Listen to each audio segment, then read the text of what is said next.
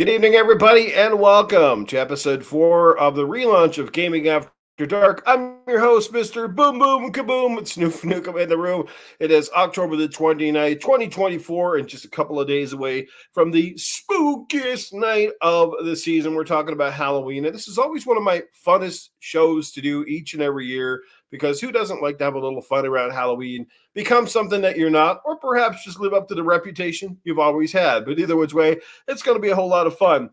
As you can tell right now by my costume, it's pretty plain and simple. I'm ugly enough as it is. I am Indiana Jones, who's younger and on a pile of donuts. So that's it. But anyway, let's get right into it, guys. Amazing chat already hanging out, but we have got an incredible panel as always, and we have a very special guest who's making this long-awaited return to the show after a while. I'm glad to have him here tonight. But anyway, let's bring in the one and the only, the Game Complainerz. Brace yourselves. He's looking a little pale. I think he might have the flu. What is going on, everybody? There he is. Game Complainerz, a.k.a. Perry, in the building. What's going on, brother? Nothing. You know who I am tonight? Skeletor. I'm Firewalk Studios. I'm dead. Yes. Yeah, that's probably the look on their face today when the bad news came down.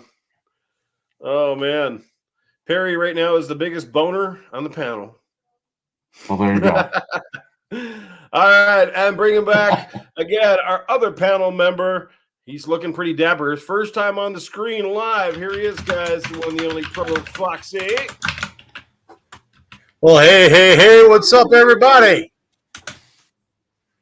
There you go, man. Woo! He's ready to play some hockey, it looks like. Oh, yeah. That or kill some campers. Kill some campers. What, the Call of Duty kind, or the other ones actually have tents? You know what? It just depends on how I'm feeling. Little calling A, calling B? Yep, a little bit of both. And damn it, Perry, you beat me to the firewalk joke. Oh, man. Yeah, that was some of the breaking news today, guys. Is Fire Sprite, isn't it? Fire Sprite Studios? Firewalk, yeah. Firewalk? Why am I thinking Fire Sprite? They make a different game, don't they? Anyway. It sounds familiar, anywho. All right, but anyway, we'll talk about that in just a second. But let's bring in our special guest. He needs really no introduction, and he certainly needs no costume. He's scary enough as it is on a day-to-day. Here he is, Cerebral Paul. I'm damn straight, and I feel like I was a little bait and switch here. You said we were going to talk about horse. I didn't realize you meant scary kind. I thought well, you can tell us your personal experience, Paul. Well, that was scary, but that's a whole different story. Where do you rate on your Richter scale? What's your pedigree level? Yeah, my pedigree level is the scale is broken. Okay. If the scale, you're not coming to my room unless the scale breaks. Let's go. DNR did not register. Okay, that's what. You'll have to get you one of those industrial scales from a warehouse. Yeah. All right. Glad to be here. Good welcome to be to here. the Halloween episode of the show. Just before we get into everything, let's say hello to the chat. We got some incredible people hanging out with us already tonight. And also find out what you guys have been playing. Lots of great games out there right now. A lot more on the horizon. I see a lot of people obviously playing the big one that dropped on Friday. That is Call of Duty Black Ops 6. We got Timothy Dixon hanging out with us right now. We got Tellus Ray in the building. We've also got Dre Venero hanging out here tonight. Good to see you here. Who else we got going on? We got Sir X-Man is in the building. Good to see Sir X-Man hanging out with us.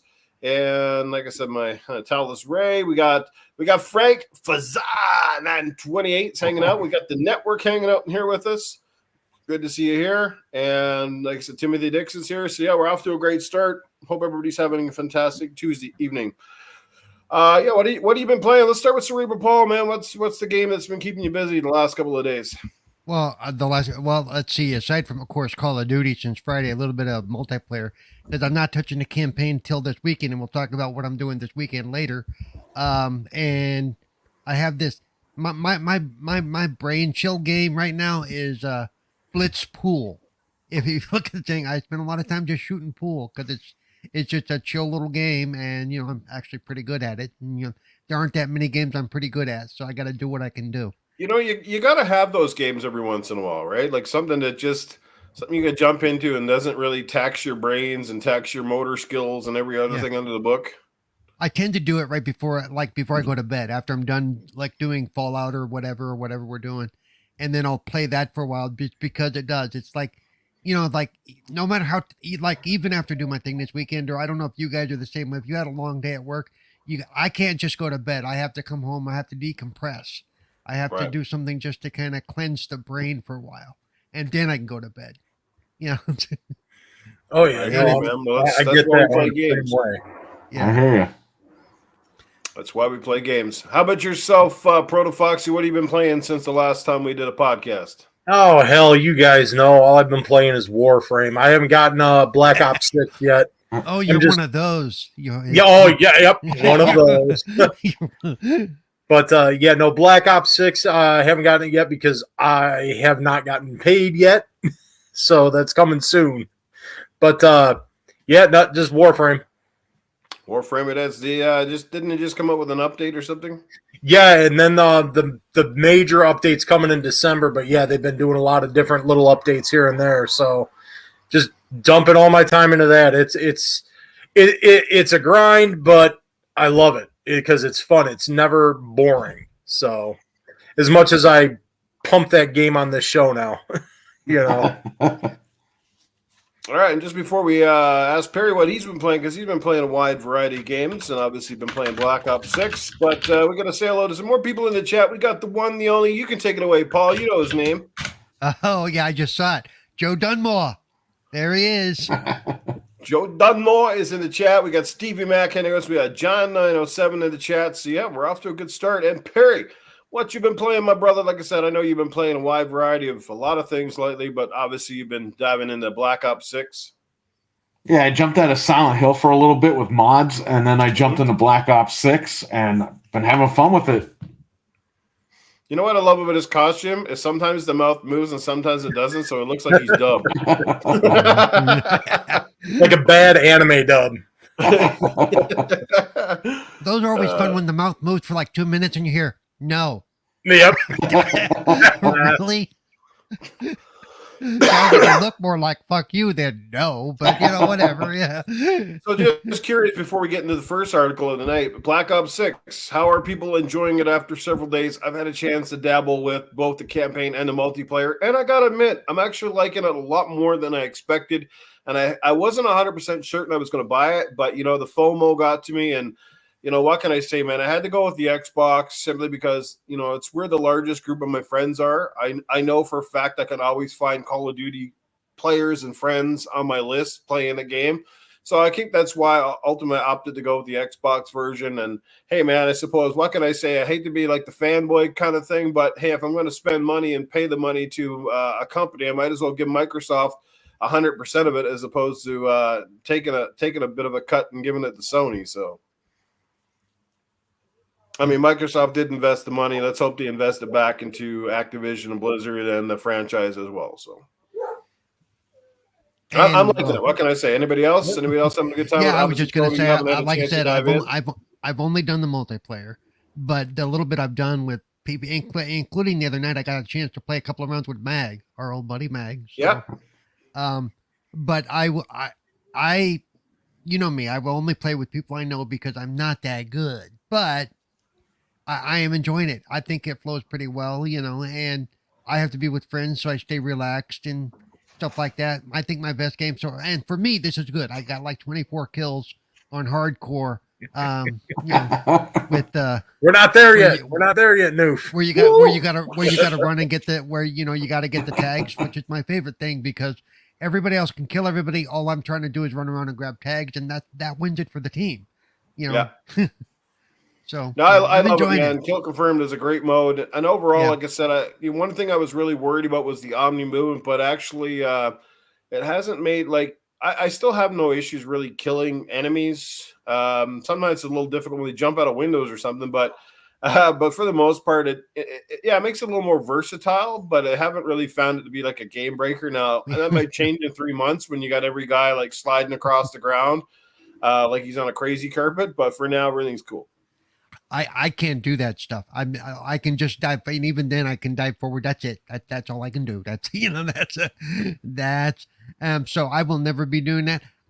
We were talking. In fact, the part I was in with Mag, we were talking about the physics of it. They said, we did some mocap of all these people and what they could really do to move and do this, and we were going, you cannot slide upstairs like that. Okay, that just doesn't work. There's no way in hell anybody was sliding up flights of stairs. Right? As smooth as Michael Jackson was, he couldn't moonwalk up the stairs either. Oh man, good stuff, everybody. Hope you're enjoying Black Ops, and hopefully in the coming weeks here, we'll try to get the community together for a community game night, because there's nothing better than playing those games with your friends and people that aren't a bunch of tryhards. So yeah, we'll definitely hook that up in the coming weeks. Who did I miss here? I think everybody's talked what they've been playing. Yep. We're all Yeah, good. I'm repping the Megadeth, baby. That's one of my all-time favorite bands right there. I like those guys. Obviously, for myself, I've been playing a mix of everything. Obviously, I've been away as well for the better part of a week. So I just got back, obviously, playing Black Ops 6. And last night I was dabbling for a little while with Little Nightmares 2. I've never played and beaten the game.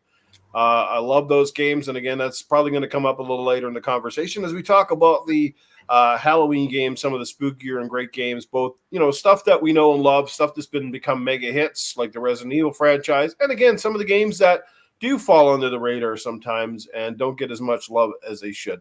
Let's jump right quickly into the first topic of the night. It's a bit of it's kind of a bummer in a way, because I know we all hate really talking about any studios that face the wrath and get shut down. But yeah, Firewalk Studios, the people behind Concord, which was supposed to be a big deal for Sony, died one of the quickest deaths in multiplayer history. Even Cliffy B's game that died lasted longer than this. Yeah. So obviously, to the dev team over there, our condolences, you guys. I know you tried hard. You put your blood, sweat, and tears into the game.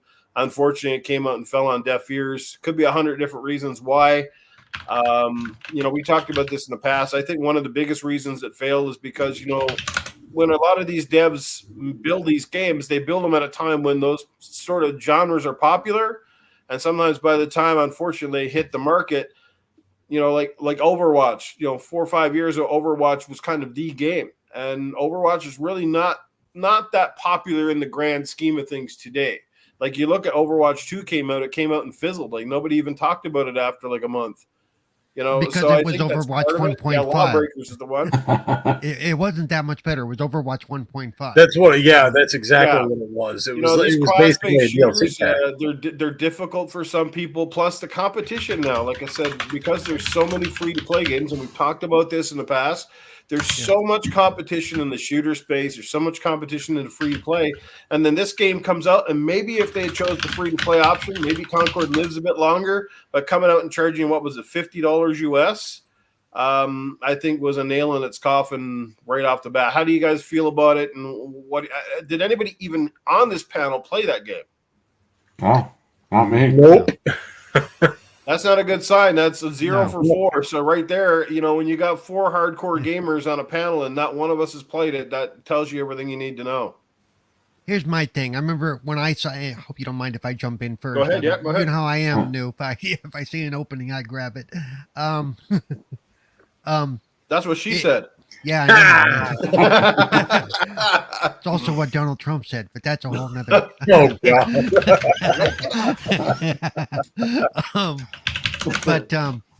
But I remember I was watching I forget who I was. We were doing one of the reactions when they premiered it a few months ago at the show, and up until the point that it showed that it was a squad based game, when it looked like it actually had a story and you were going to be running around and doing stuff, we were going, oh, that looks cool. Then they showed that it's going to be what it is, which was basically Overwatch Redux. And we all went, yeah, no, not for me. And then, like you said, you charge $40-$50 for a game that it was 7 years in the making. And if it would have come out much closer to when Overwatch was really big, I'm sure they would have done great. But now it was too little too late. It's like, You know, and yeah, the studio got broken up, but it doesn't mean hopefully it doesn't mean all those people lost a job, that they found other places for them. Sure. You know, because it didn't say that they all got fired. It just said the studio itself has been shut down. Right. Yeah. Yeah, I they believe some of those devs might get dissolved into Yeah. other factions of Sony. I mean, they got more than one studio, and that sometimes happens. They go over and join other teams. It's still unfortunate.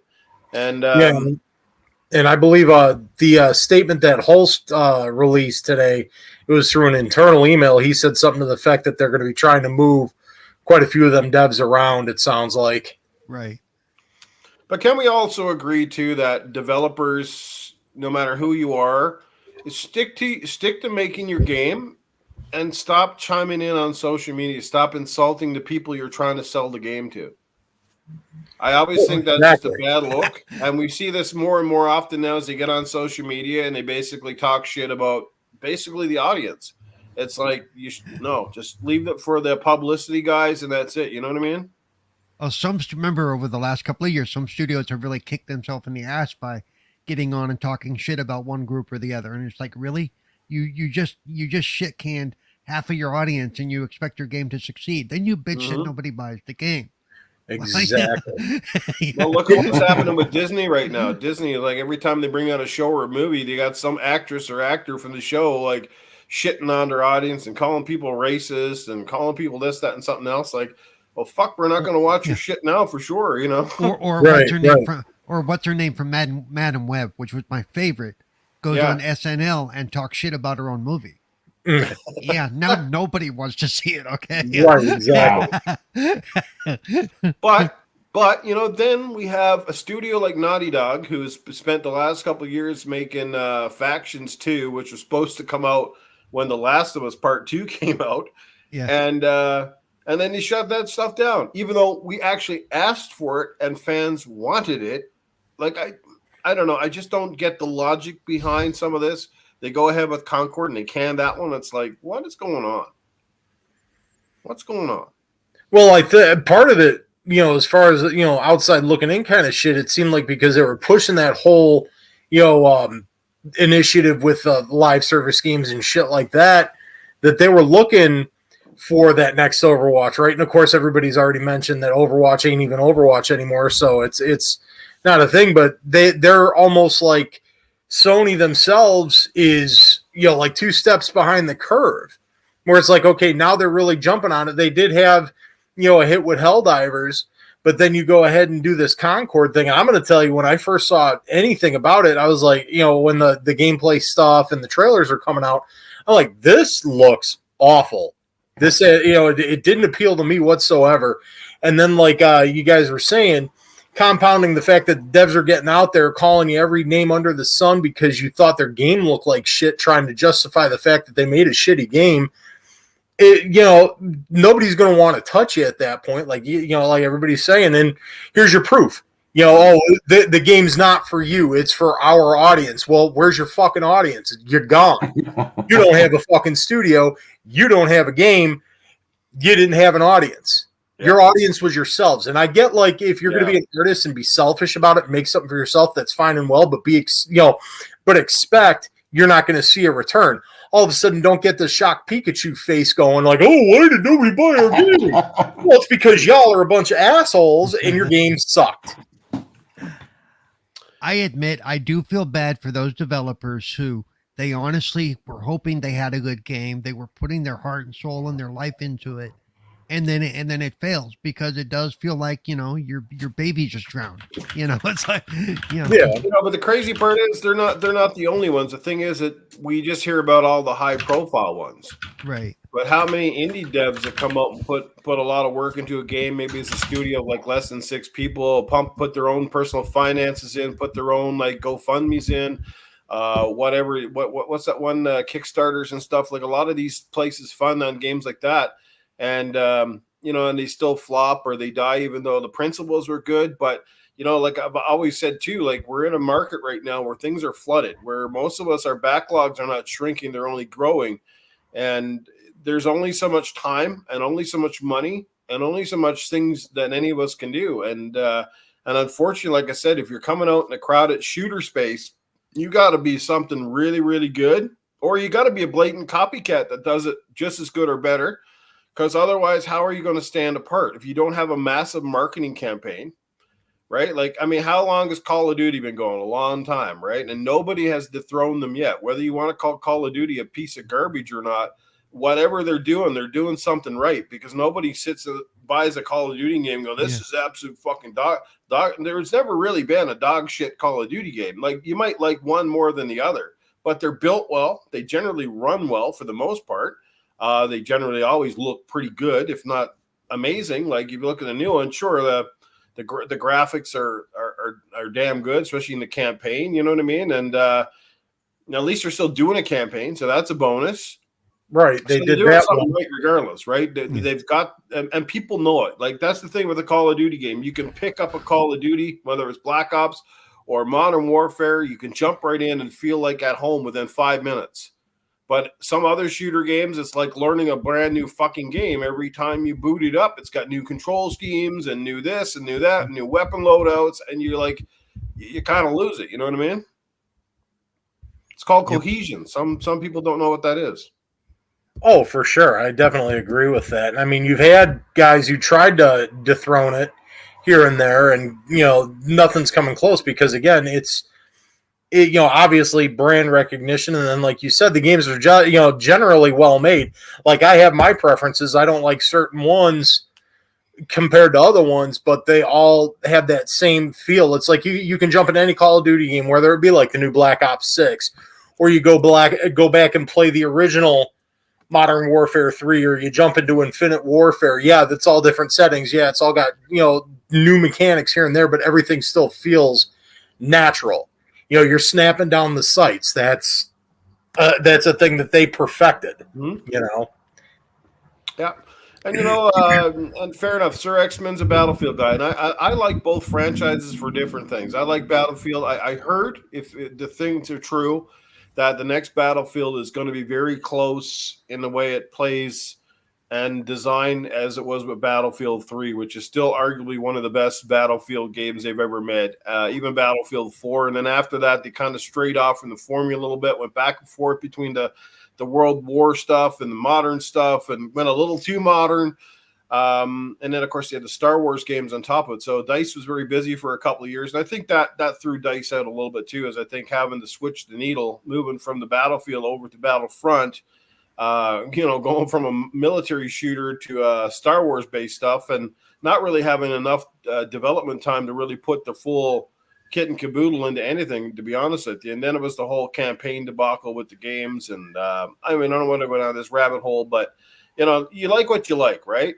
But obviously Call of Duty's got a massive player install base. People know, like Fazah said in the chat, you know what you're getting when you get a Call of Duty, whether you like it or not, and it's up to you to spend your money or don't spend your money, but you know kind of what you're getting.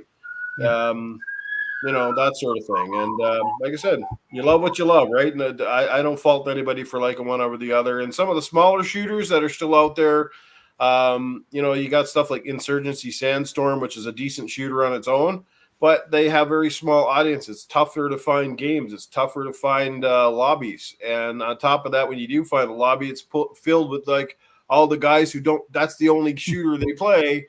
So you just get your ass wiped the entire time, right? Because these guys are just like, they live and breathe those games, right? At least with Call of Duty, you can get a mix of like really good guys and a bunch of noobs, and kind of fall somewhere in the middle. Yeah, right. And I was going to mention too, like when you go a little bit the other, Fortnite, what they do to stay fresh is they're always adding new modes. You have the mode that's like Minecraft. You have the car racing mode. You have Lego Fortnite. They're always adding stuff to make people want to go back and check out what they're doing. And so they're not sitting on their laurels and just soaking up the money. And they're not. They are one of the ones that's truly changed their game a lot throughout the last few years. And I think that's the other way too, is don't try to be a Fortnite clone, because you're never going to keep up. Because as soon as you do that, they're going to go, okay, we need something new. What can we do now? Yeah. Well, I think at this point, Call of Duty's afraid to do too much too new. because they're such a big juggernaut. If they come out and they mess with the formula a little too much and it doesn't hit, it's like that God of War conundrum where when God of War launched and people weren't sure, are they going to like the new God of War or is it going to tank? That's a big gamble to take with a multi-billion-dollar franchise. So, well, and this one being based on the Iraqi War is the closest we've ever come to being current as far as what they're doing in the game. That's based on a real event. Usually they stop at like World War II. We've never seen a best Call of Duty. campaign, in my opinion, in the last 20 years was Medal of Honor 2010. The one that was made by Danger Close. That shit, that was wild. That was the best shooting campaign I've ever played in my life. Definitely agree. That's I still have it. That game died a quick death, and that was also because it got bundled right next to another. I think it got bundled like another Battlefield or something came out or whatever the hell it was, and it's sad. But that was a wild game. That was good. That was great because it was also helped designed by like special op forces guys that actually like they were part of the team that helped build the game. So they actually used real life scenarios that they were actually in to help design the levels. And I think that's my personal, like of all the campaigns I played, that one was like, shit, and that graphic still looked freaking good. It really did look good. I just had to get up and see if I still had it. I thought I still had it, but I don't. So I guess I'm hitting up a used game site to pick it up because I enjoyed that one. Yeah. And then, of course, they had to make the sequel and fucked it right up. Oh, yeah, for sure. That sequel was garbage. Yeah. I don't know what happened there. Yeah. Oh, because, of course, it didn't sell. So what happens when something doesn't hit the numbers they want? They try to switch it up and copy Call of Duty again, right? Yep. Happens every time. They go, oh, well, it didn't sell as good, so I guess we got to change the formula. And they're just like, man, the formula was awesome the first time. Just people are fucking idiots, and they didn't buy it.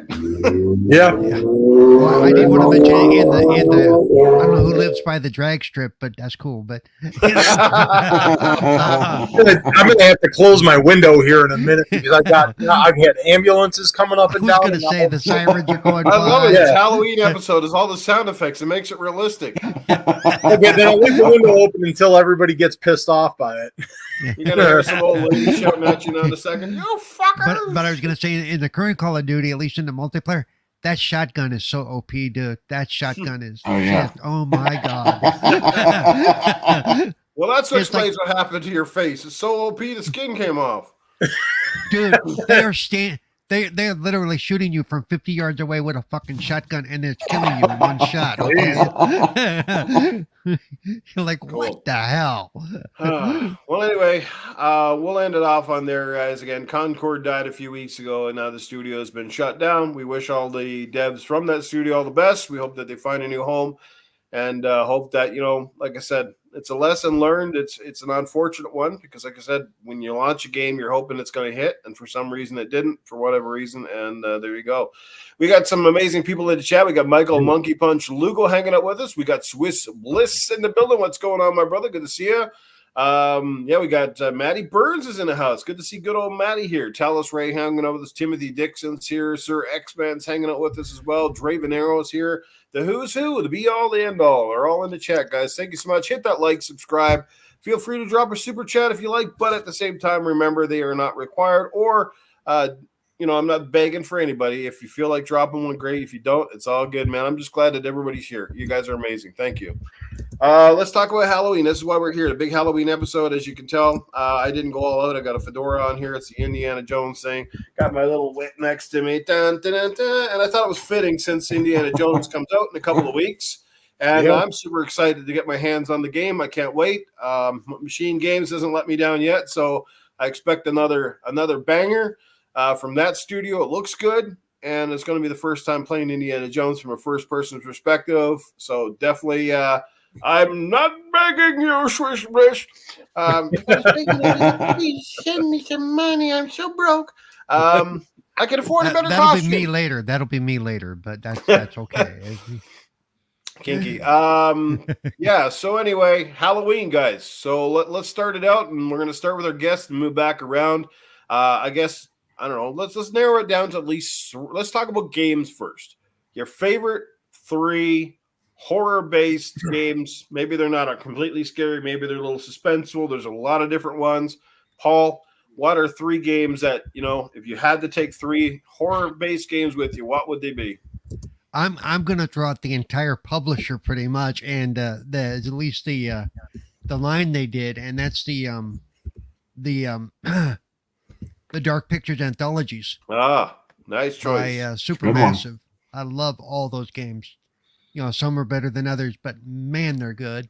And of course the one, like even the most recent one, The Casting of Frank Stone. If you haven't done that game, it's a really cool game. And those are the kind of scary games I like. The little bit interactive. My number one scary game is Alien Isolation, though. Alien Isolation, which Alien we're getting Isolation. is getting a sequel finally. Yes. But that is a sit on the edge of your seat game, because they got the music and the sound, and you're like, holy shit, where's it at? Especially when you got a good set of headphones on, and it's like, holy crap. But those are and let's see. So for a third, that's not how it would be the remake of what is it? The one in space, Dead something. Dead Space. Dead Space. That's it. Yeah. The one in space did. The one in But Dead see, Space. when they did the remake, they changed that stupid asteroid level where you had to try to shoot the asteroids that I was never able to get past originally. So they changed how it worked in the remake, and I was able to finally play the rest of the game. That game I love that game. Those are my 2 top games in my series. Okay. Nice. Which includes to me Until Dawn, which originally launched on the PlayStation, and only the PlayStation.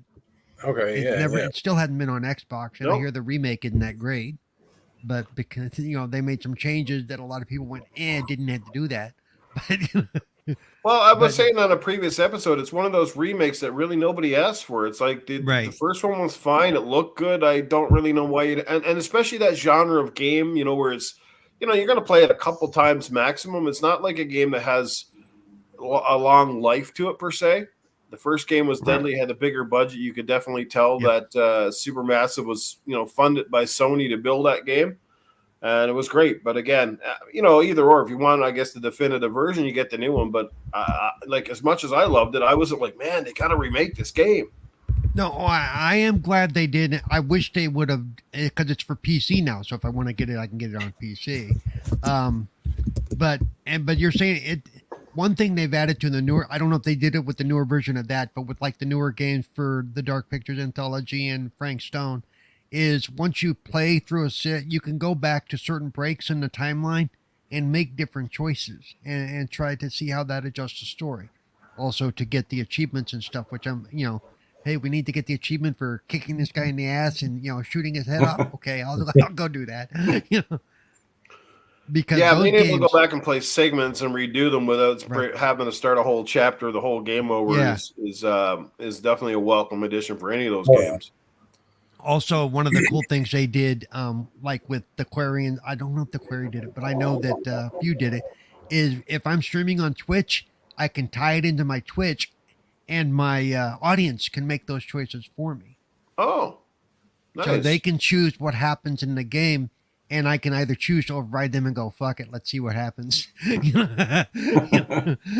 So it adds a little bit says of, go right, fuck you, I'm going left. Yeah, so it's a little bit of audience participation thing going on, which I think is really cool. Yeah.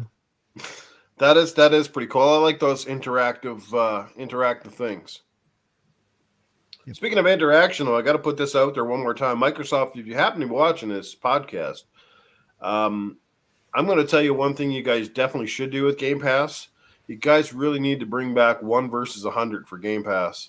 That would be amazing. Bring that back and have that as only on your subscription, man. People would play the shit out of that. Do you know how many times I've been sitting in a meeting? You know how many times I've been sitting in a meeting, even with Phil and those guys, and somebody mentions that we've said, 1 versus 100, damn it. That was ahead of its time. It was unbelievable. I remember having so much fun. I looked forward to that. And if you think about the model now with Game Pass, it's built for Game Pass. It is, yeah. Right? Something to keep people constantly subscribing. That's the only place you could play it is through Game Pass. Being able to win prizes, play with your friends, easygoing trivia game, man. Like, how can you not get on that? That, I mean, hell, they started that back on the 360, if I remember right. Yeah. Didn't Oh, they? yeah. Yeah. So, yeah, because I remember playing it then. And I used to, they would do it 2 nights a week, and I would plan my weeks around, okay, on Tuesday night Right? and on Saturday night or whatever it was, I'm on my 360 at 7 p.m. because we're going to do 1 versus 100 for a couple hours. Even Perry's up there nodding his head. He's like, yeah. Yeah, that's right. Yeah. If the skeleton guy approves, we're good to go, guys. You heard that, Phil? Oh, man. No, great choices, Paul. Did you mention 3 already, or I know you said so? Yeah, I mentioned 3. I mentioned Dead Space, the whole series of the supermassive stuff, and I mentioned Alien Isolation. Perfect. Great games. Great choices from Paul. Let's go with Perry. Perry, how about you, man? What's your top 3? I got a feeling there's at least one Resident Evil in there. Yeah, the very first Resident Evil on PlayStation 1. Yep. There's a game called Kagero Deception 2 on PlayStation 1. It's got a lot of horror elements to it. Yeah. It's crazy. And I would say Nightmare on Elm Street on the NES. Oh, man, he's really going back old school. Really throwing it back there. I don't know if I've ever played that one. Yeah. I heard that one was dog shit, though. Was it just because it's nostalgia, or was it like just ahead of its time for you, kind of thing? It's actually a pretty good game. Rare made it. LJN published it, but it was actually Rare that made it. They added 4-player co-op. So a lot of times we do couch co-op. Me and like Frank and Anthony, we all hang out and we play that game. On the NES? Yeah. Yeah, you had the little what did they call it? It was a Four-score. Multi-tap. 4-score, yeah. Yep. 4-score multi-tap. Yeah. Wow, I didn't know that, actually. Shit. Yeah, the game's pretty good. It's not that bad. Well, the 4-player wasn't the because Rare was the ones behind GoldenEye, right? Or yeah. So.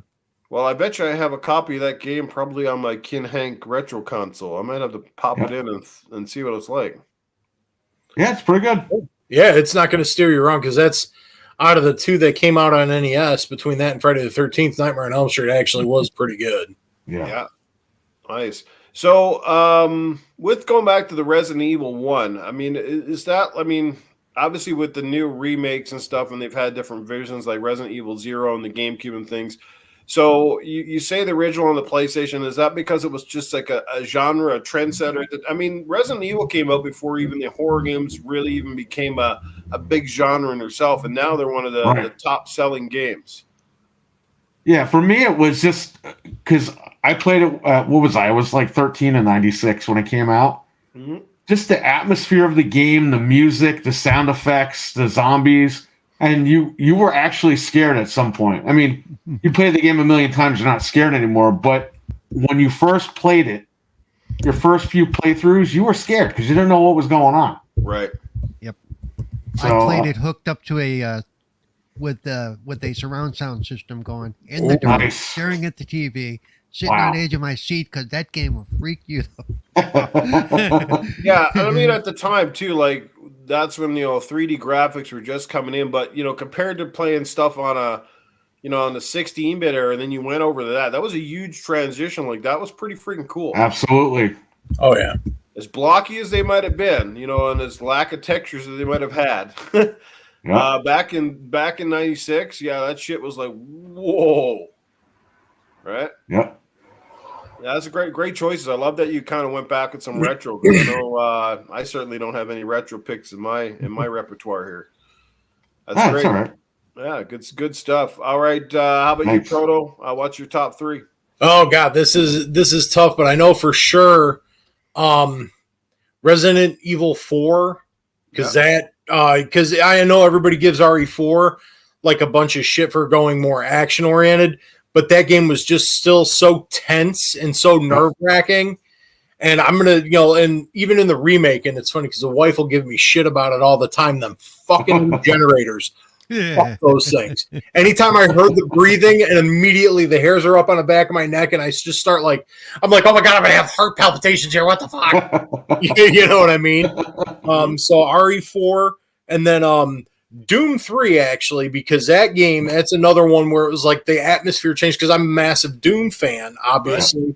So, but Doom 3, and that's still probably my favorite Doom game because I love the atmosphere. I love how it kind of crept everything down a bit. It was still visceral. It wasn't just as fast paced and just kill everything, which I love. Don't get me wrong, but I just love that they turned Doom into a horror game, and it made, again, everything was tense. It's like you're turning the corner, and it's like, do I need to quick save here, or am I just going to eat shit and die? You know what I mean? That was always something that always had me just freaked out. And then probably, and this is gonna, and I'm probably gonna get some hell for this one, but I'm a massive Five Nights at Freddy's fan. So the Five Nights at Freddy's, see right there. I'm a massive Five Nights at Freddy's fan, and especially that first game. And it's not so much, obviously the shock of a jump scare, right? Obviously you're playing something, and all of a sudden something just screeches at you. It's going to startle you. I just think it's more, again, it's just tension. It builds tension. And the way they set up that original game where you're not moving around, you're in one space, and you have to manage all this stuff. Otherwise, boom, the game's over. That was enough for me. And I play the shit out of horror games. Every Silent Hill except for the remake.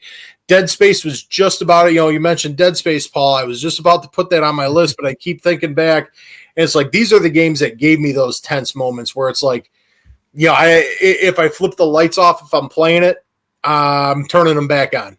Yeah. And I'm a horror fan. I love horror, but those, you just hear that shit and it's just so unnerving enough. It's like, okay, fuck all of this. Well, and with Dead Space, you never had the music really, but every once in a while you turn a corner and blah, and it's like, holy shit. Yep, that's it. Because I was actually just replaying the original, not the remake. I was playing the original not too long ago. And it's the first time the wife had seen that one. And she's just like freaking out, and things are coming out around the corner. And I'm like, oh God, I remember all this, but it's still, he's breaking out the whip. He's going to take that into his bedroom later tonight. I think that's where we got it out of. But yeah, that's where I'm at. Those are my picks. Great picks. Yeah, Five Nights at Freddy's. I wasn't expecting that, but you know what? I applaud the diversity and that stuff. I just watched a movie a couple of weeks ago that was a bit of a hoot. Yeah, I'm sure the game is obviously the movie was based on the games, and they're quite popular. So, yeah, good stuff. I'll make mine quick. It's a tough call for me. I was a late bloomer into the horror genre. I mean, I think one of the first games I ever bought was probably Resident Evil Code Veronica on the Dreamcast, right? And I enjoyed that for what it was. I really couldn't get into the Resident Evil series, to be quite honest with you, until they revamped them, and that started with, I'm going to say number 4 was kind of what kind of turned it around for me. Love number 4, definitely love number 4. The remake in especially the VR mode. But I mean, as far as scary games, Outlast is one of the scariest ones I've ever played, but it's not my favorite. So I'm just going to go with my favorite games, and I'm going to say Resident Evil 7. Ooh, that's a good one. Yes, that was a massive gamble switching to first person, and boy, to me, it paid off. Because that game, like as much as I love Resident Evil Village, number 7 just had the, like, right from the get-go, that creepy ass house and the Baker family, and they just, it was tight. It was, oh my God, like the sound effects and just getting stalked to the house with these guys. And then later on in the game, like I felt like that was a game that was making me sweat. Like I was on edge all the time. And it's not like they weren't pumping as much action at you. You probably weren't fighting as much as you had in the previous Resident Evils, but like it was what you didn't see. It's what you didn't sometimes hear. Was that what's around the next corner? What happens when we go into this basement? And of course, when you take a great franchise and you bring it into first person, it almost puts you in their shoes. So it makes everything like Paul mentioned, Alien Isolation. That's one of my other ones. Yeah. Now you play like a regular Aliens game, third person with the gun and the shooter, and they're cool, but they're not as scary. But then you play Alien Isolation and you feel like you're really isolated. There's nobody around. There's not a lot of atmosphere outside of the creaks and the cracking of the ship. And then you got your little scanner and you're waiting for the blips. And then when that fucking behemoth comes out at you, you're not facing 100 of them, but when he comes out, he scares the living piss out of you. He starts stalking you. and it's just wild. Everything's based on the And sound. even then, It's you what hear him don't hear. skittering in the Skittering in the graves vents above and you and everything. stuff. And It's it's just like you put the audio headset Yeah. on, and that's what I'm talking about. It creeps you out, and it's such a well done game. Great, glad they're making a sequel because it definitely deserves one. Alien Isolation's up there, and I think lastly, I'm going to have to go with this one. It was a bit of a sleeper hit, or maybe it was a little bit of a disappointment for some, but I absolutely love it. I think they took everything I enjoyed about Dead Space, but made it better, and I'm going to say Callisto Protocol. I just love Josh Duhamel. I love the graphics of that game. I loved how it started out. It had a lot of vibes from different games, all wrapped up into one. They had a very unique combat system, but it actually worked very good because it really forced you to get in tight with these enemies. And if you weren't sort of watching your back and trying to space yourself, you got inundated very quickly. It was really cool. I liked it. It didn't straggle you around too much. You know, it kept a linear path enough so you weren't going all over the place. And I remember the one spot in the game where you're getting ready to escape, and then you crash into the snow, and you got to go into the snow level, and all of a sudden these things are coming up like it was just wild. You know, it's hacking the I need to parts get off. back to that. It wasn't super scary, but I just loved the vibe that they had going on. And to me, it was a great ride. It had a really good length. It wasn't like it didn't overextend its stay. It wasn't like, oh my God, it was super short, but it would almost hit the right nerve for me. So those are my games. Nice. Honorable mention, somebody mentioned one in the chat, and I wouldn't call it a scary game or necessarily a horror game, but Chronicles of Riddick definitely had some creepy moments in it. Right. Very reminiscent of Alien Isolation. And those are amazing. That was an amazing game. Chronicles of Riddick, Butcher Bay, and then Escape from Dark Athena. So great shooters on their own. Fantastic stuff.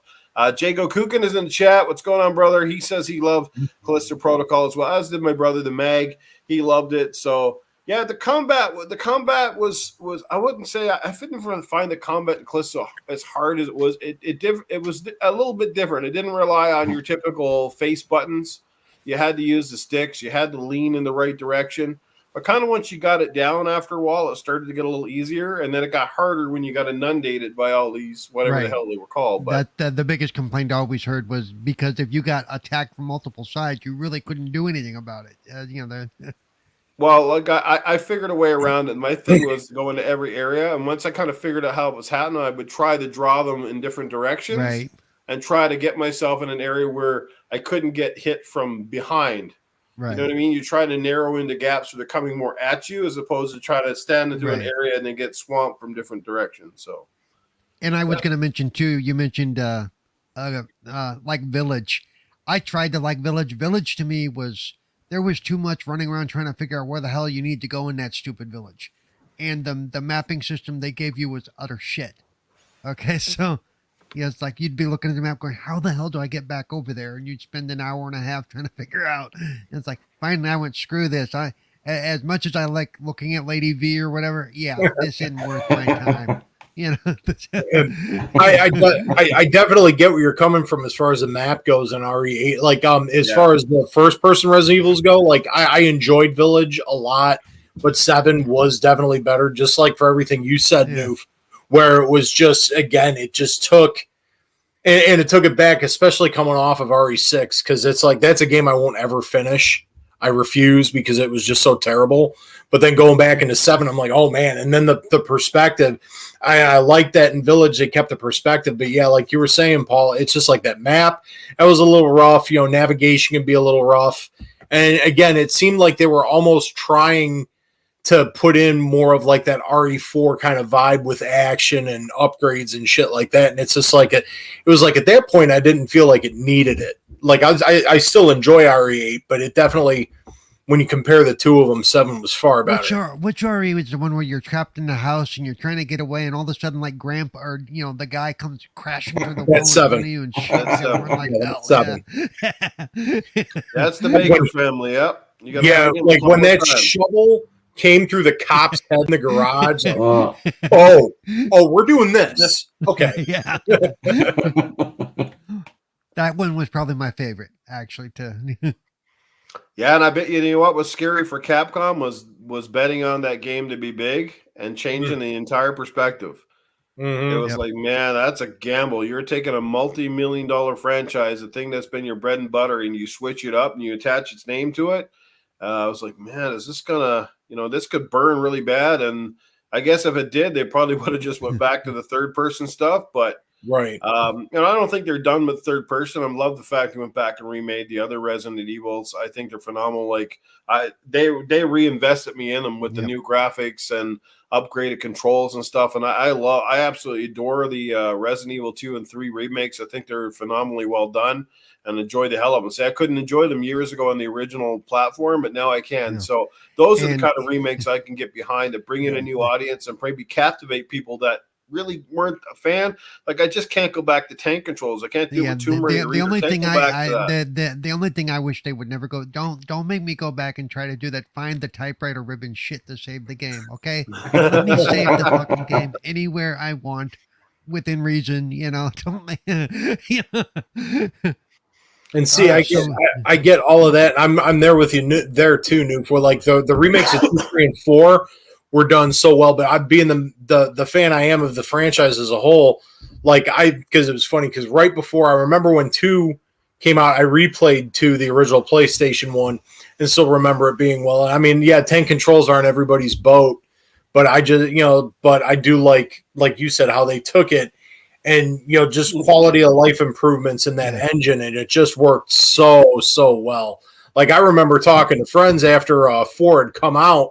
Like, man, they should really remake 2 and use this engine. That would be great, especially because they had just remade the first game at that point, or it was about a year or 2 old at that point on GameCube.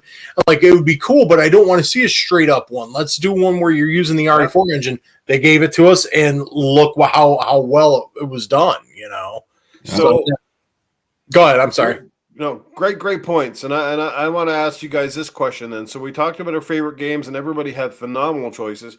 But what was the one biggest shit your pants moment from any game you played? One where you just almost had to stop and be like, whoa. There's always at least one. And I know mine, and I can't wait to talk about it because it shocked the hell out of me. Well, how about yours, Paul? I know you still shit your pants right now, but what? As they say, depends. No. Beat me to it. Beat me to it. I can never recall any real game where I was like, "Oh my god, you shit your pants" moments. I'm sure I've had them. I've had ones that have like scared, made me jump. I think it's funny when I do it on stream because my viewers think it's hilarious to watch me almost fall out of my wheelchair. But but I don't know that I can think of anything that really made me jump beyond. It doesn't help that because I have cerebral palsy.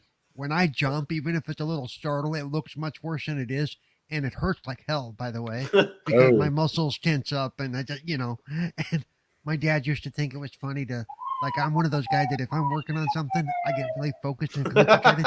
So he'd come up behind me and go, "Bleh," and I like through the roof, baby. Oh, man. It's like, they're coming for you, Foxy. Yeah, they're back. But let's see. It probably has to be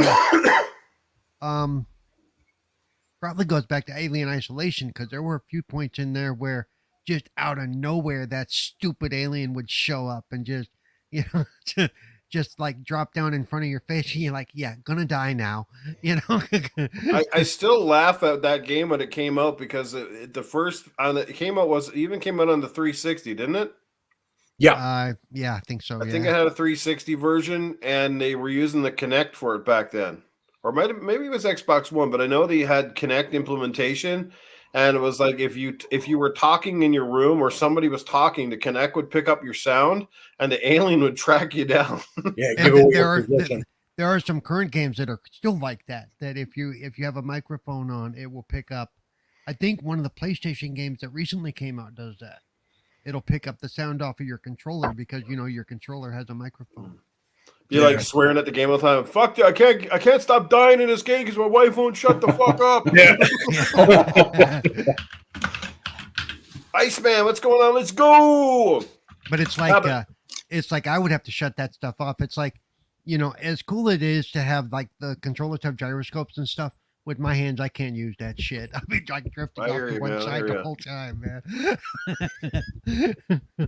Yeah, I'd probably get killed on Connect, be farting all the time. Oh shit, my fart just gave me away again.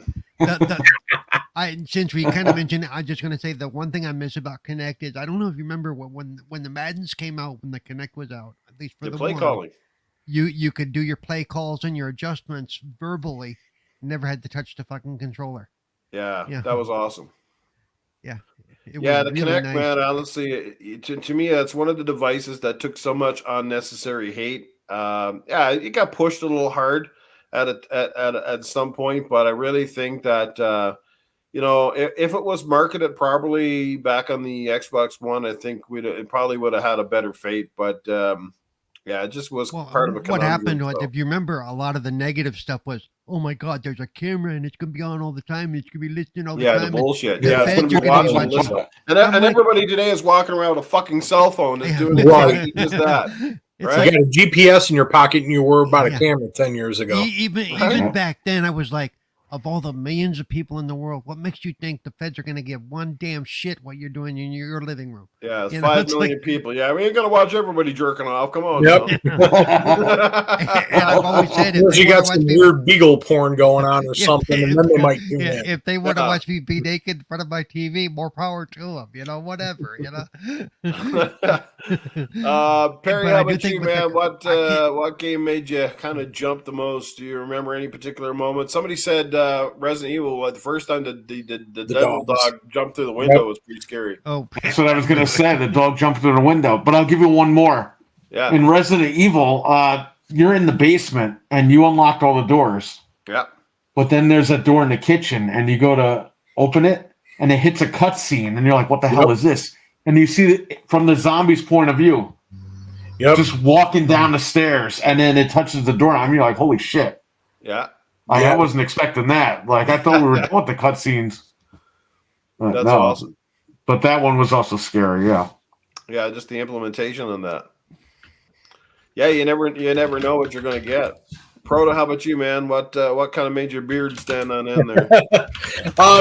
Gonna stick with the Resident Evil vibe going on here. The first time I had played Resident Evil 3. And I already knew Nemesis was going to be a thing. Mm-hmm. But it was I'm trying to remember the first time he chases you down after you get into the police station. Mm-hmm. I want to say it was in like you were going through like the back alleys, and then all of a sudden you hear a door close, and then all of a sudden the song changes and he rushed onto the screen. That was just that's what got me. And anytime you would hear stars in the background, it was just like, again, butthole clenches up like this, and then you're like, oh God, I gotta run, and that's what it was. And again, just all that tension it created. That was the one that would freak me out. And I had a lot of friends when that was brand new back on PS1 because I had gotten it day one, and they'd be coming over and watching me playing it, and they're just like, oh, it's coming for you, fuck you, man. All of your stars like, ah! And then I'm launching a controller halfway across the living room.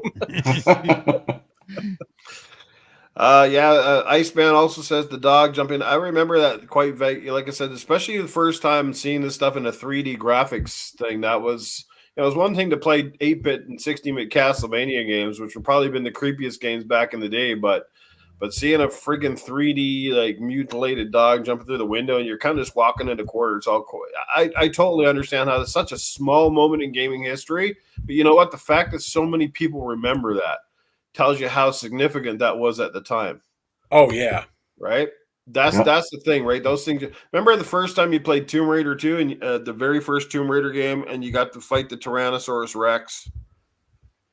Okay, to me, that was trippy too. It was like, because I wasn't expecting that, and this big Tyrannosaurus Rex come out and you're doing those freaking cartwheel flips and you're shooting, you're like, shit, that thing was creepy in 3D graphics, So, my particular moment, I'm going to have to agree with John 907 in the chat, man. I don't know. There was just something about this moment, and it was in Resident Evil Village when you go across to the island and you find that giant mutilated baby in the basement. Yeah. Oh, that thing started crawling after me, dude. I swear to God, there were Scud missiles launching in my pants. I was like, what the fuck is this? And I was like, and sometimes, when those bosses and stuff come at you, you're kind of like, is it something that, can I shoot it? Can I kill it? or do you just have to run from it? So it's always that little bit of like trial and error involved. So you're kind of like, I don't know if I should be running or I should be hiding or if I should shoot it. And then sometimes, you get stuff and you start shooting things and nothing dies. You're like, okay, this is fucked up. Like Nemesis and the Mr. X or whatever in Resident, you keep shooting. You're like, oh shit, well, I guess this ain't working. Yep. So, yeah, that was a creepy ass part for me. I mean, there's so many in the years. And anything in VR, man, like I was playing Paranormal Activity on PlayStation VR, and holy shit, man! Like to me, like any game in VR, like horror, just takes on a whole new life compared to just a standard game. It's on a whole new level because you literally feel like you're there. Yeah, craziness.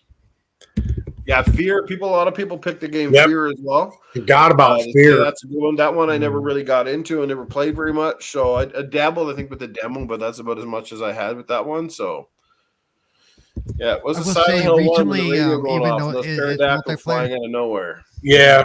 Yeah. The Outlast Trials, even though it was a group game, the Outlast Trials had some pretty jumpy parts too. Yes, indeed. It's like, holy shit, Rod. So great picks for everybody. So let's talk about maybe a couple. Anybody have a particular, like a smaller game, a game that you really enjoyed that never got the love and attention it probably deserved? I think lots of horror movie. There's lots of horror games out there that are really good, but never got the Resident Evil type of vibe or the love, but they were really good. Yeah, I definitely got one. I guess I'll just take the floor first. Go ahead. Yeah, I want to say Carrier on Dreamcast because it had that same kind of vibe. It was between that like Blue. I was gonna say Blue Stinger for a minute, but that ended up being a bit more hokey and action oriented. But Carrier was definitely a bit creepier. So that's one that I felt like, but then again, it's a Dreamcast, and unfortunately, we all know what happened with that. But that was one that didn't even when it launched on Dreamcast, before it was like they were pulling the plug on it, it came out and kind of just came in and went with a whimper, and I played the hell out of it, and I still do. So that's definitely one. And then God, what was there was another one I was thinking of, and it was a Dreamcast game also, and I can't remember it. And I already took the floor long enough, and then I'm gonna think to myself, Fatal Frame even out on Dreamcast, or was that PS2? No, I think that was PS2, but Fatal Frames is another good one that you'll hear people speak about. Like it was like a cult following kind of thing, Perry, any particular franchise you feel that just never got the credit it deserves? There was a game on Sega Saturn called Deep Fear. It didn't come out in America, but it came out in Japan and Europe. Yep. And I almost beat it. I got all the way to the end, but I didn't finish it. I thought that was a great game. It was literally a Resident Evil clone by a different company, but it was really good. So it just had the one game, but maybe one day, or maybe D, that game D on PlayStation. Yeah, I mean, that got a couple of sequels, but they never like remade it or brought it back. So, Paul, yourself? I can't think of any small games, but I will mention one group of games I wish would come back would be Half-Life, the game that kind of started it all. Yeah. Yep. All we have left of Half-Life now is the Portal game, but Half-Life itself was an incredible game, and it was fun. And it had a great story, and I really wish they would do more with it. Same with I would say the original Unreal also. If you remember the original Unreal back I have it, yeah. Yeah. Those are two titles that I remember from the late 90s, early 2000s that have all but disappeared, but people don't understand that those were great games, and a lot of what we play now is because of those games. Mm-hmm. For me, it's hard to say, but I'm gonna probably put up what's it called? Oh shit! It's made by the people that just made that. It's that studio that Xbox just got rid of. The ones that made that cartoon game that was really popular. Oh, the Oh, Hi-Fi Rush. You're thinking of. Oh, so are you thinking of Evil Within? Evil Within. That's yes, thank you. That's a good Evil game, Within. To me, like obviously, yes, I think that was popular enough that perhaps if they kept the studio around, perhaps a 3 would have been in the cards. Yeah, But I thought those games were really cool. They had some really trippy effects in there. that they did. I love the second game, especially once I got the unlimited ammo code. Man, I just took on a whole new life for me. I was like, this is fucking awesome. But yeah, those games were pretty cool. There's a bunch of other ones, but I think, they didn't get quite the credit they deserved either. They were pretty solid games. As a matter of fact, they even made that, was it Tokyo? They just did that one as well. Oh, what the hell is that? I can't. Ghostwire Tokyo. That's it. Ghostwire Tokyo. Yeah. Another trippy game, another decent game that potentially could have, probably spawned a sequel that might never get one now. We'll see. But that was another really decent game. And I think this, from an indie perspective, they are making a third game in this series. So I guess it has been successful enough to warrant getting them. And I was just playing the second game last night, and I think they're just genius games. The Little Nightmares.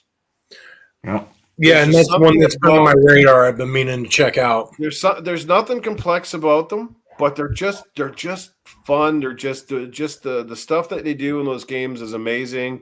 The graphics are wild. The art style, I guess, is the thing with those games. The art style really pulls you in.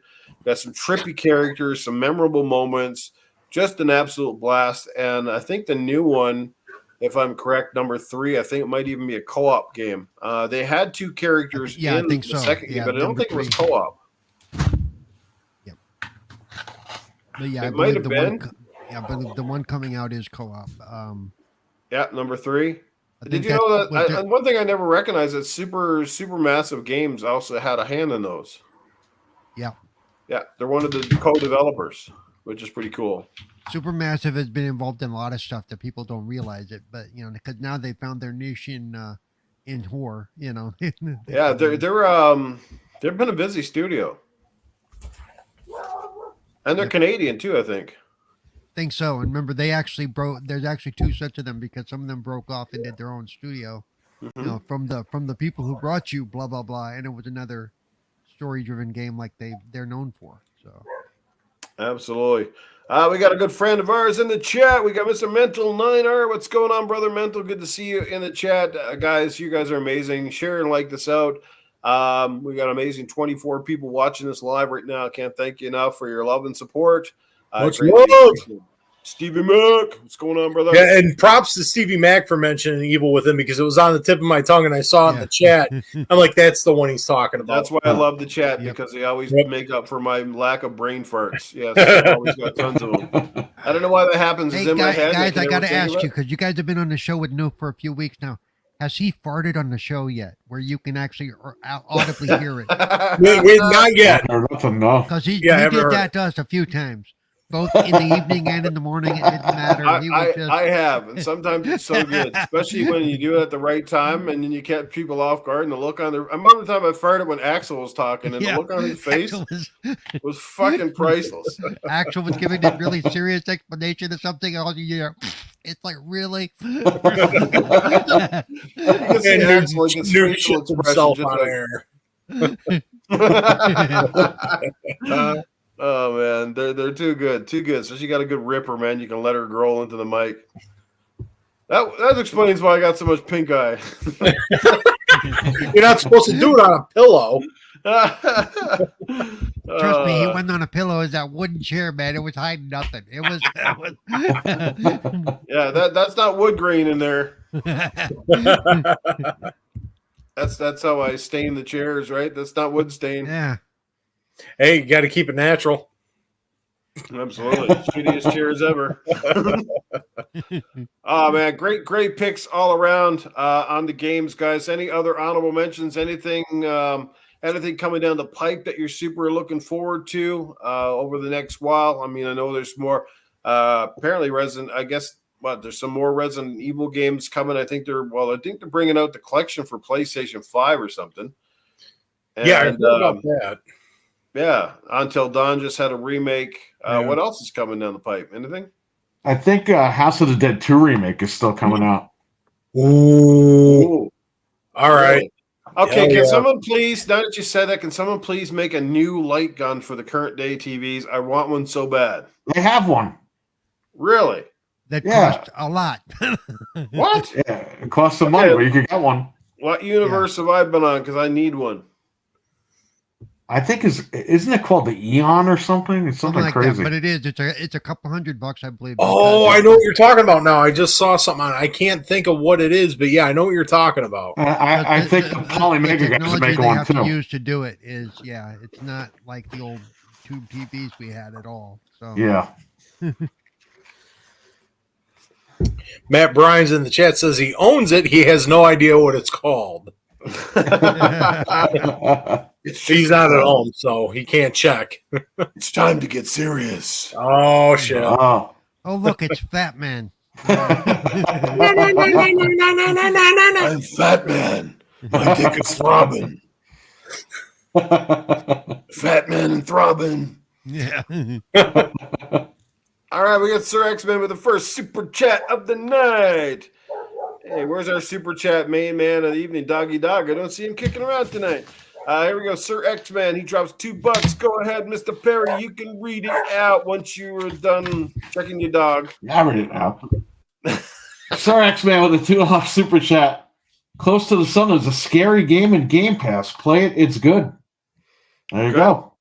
Close to the Sun, guys. Mark it down. If Sir X-Men gives it a thumbs up, then it can't be all that bad.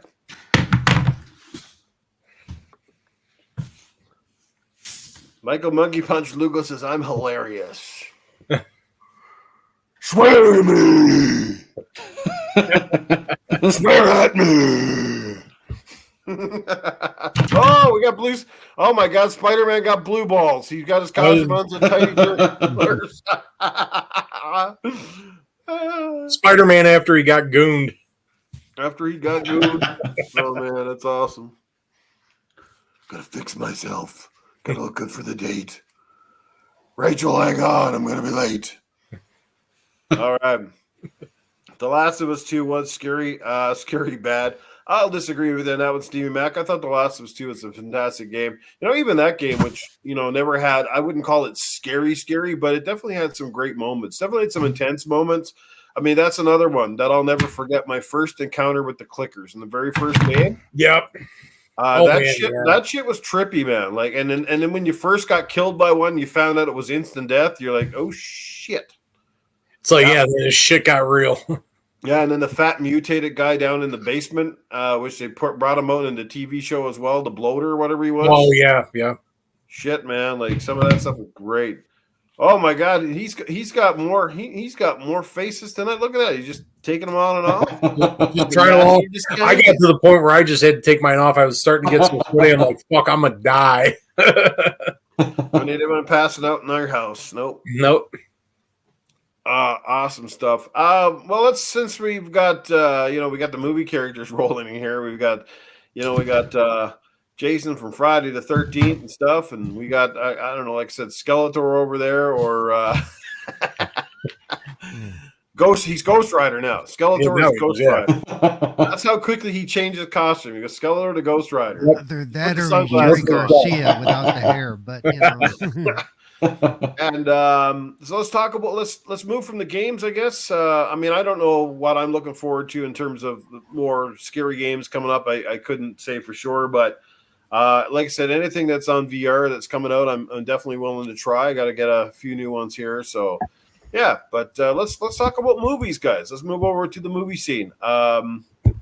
Pick something old, maybe something new, and something somewhere in between. But what are some of your favorite movies? You really don't want to get me started on this, Noob. You know that because you know me well enough. I could talk about this shit for hours. You could, yeah. That's a big reason, Paul, that I wanted you on the Halloween episode because I know how much you love your horror stuff, and yeah, and I know you got, like I said, you've been around long enough. You've seen the wide gauntlet. What's he got there? Warner Brothers. What is it? Home entertainment. Yeah, what's in the box? What's in the box? Oh, that's such a great movie. 27. Oh, look at that shit. Look at that. What's he got there? What is that? Nightmare on Elm Street 4K. Oh, nice. Yeah, look at that. Nice. That's a nice box set, too. Is that the whole works? Or is that just the original movie? This is just the first movie. This is from a UK import. Oh wow, So Very cool. that's got Johnny Depp in it. Yeah, this is the first one. Heather Langenkamp and Johnny Depp. And probably the best one. Well, there's just something about that original, because that's when Freddy Krueger was, to me, like, he was scary then. Because if you started with the original movie, like, he was pretty freaky at the time. You're like, oh man, this is and just the concept was trippy. Like, a guy that could come in your dreams. Like, I bet you there were literally people that watched that fucking movie and were scared to death to go to sleep. Yeah. When I was a kid, yeah, because I saw him because God, I can't remember. Was it 84 or 85 that Nightmare on Elm Street came out? 84. So, yeah, I want to say then I saw it a year later because I was 5. It was around the same time I saw my first Friday the 13th movie. And, oh, man, talk about a kid pissing his pants. So let's start off with our guest, Paul. So one of your favorite old horror movies? Well, let me answer your other thing that you kind of mentioned here. I actually like the later the Nightmares because I like the fact that they gave him a sense of humor and they kind of added a little cheese to it. It kind of made it fun. I admit they didn't hit well, but I thought it was really kind of funny to watch him kind of do the one-liners. It's like, Part 3 did have the best one-liners, and then the fact I love Part 3 and the fact that Dokken was on the soundtrack was awesome. Yeah, but Part 3 had some of the "Welcome to Primetime, bitch." Yeah, and then the Water Rush, and then all that shit. Yeah, when he got those, I mean, I think it went off a bit towards the end until they roped it back in with New Nightmare. But when they did it in 3, it was fitting. Yep. So, I mean, you almost have to have me narrow it down by decade to go, what's your favorite? Because literally, I've watched everything from Peter, Lorre, and M, which is an old silent movie, to the Phantom of the Opera, to the original. And they all have a special place in me, but probably one of my all-time favorites is the original Frankenstein. Nice. Boris Karloff. Yeah. Because that kind of kicked me into that, this is cool horror type movie. Not scary or bloody by any means like today's stuff, because I do have my favorites there too. I love the Final Destination movies. The reason I love those, as cheesy as they are, the creative ways that they made the death sequences, and sometimes they throw you a red herring. You think that something's going to happen over here, and all of a sudden it has nothing to do with that. It's what's happening over here that you're not paying attention to, and that worked for me. And of course, I love the Terrifier movies. I've met the director. I've met the guy who plays Art the Clown. They're great guys. I can't wait to see Terrifier 3. Now, if you want to talk about the first horror movie I ever watched that really made me jump out of my skin, it was probably that final sequence in the original Friday the 13th. That little shit jumping out of the lake. Yep. I had a bowl of popcorn on my lap, and that happened. And that That was such an epic scene. The end of the first Friday. Mm-hmm. Yep. But I mean, I can go on because everything from Saw to you name it, I probably like it, and I probably watched it numerous times.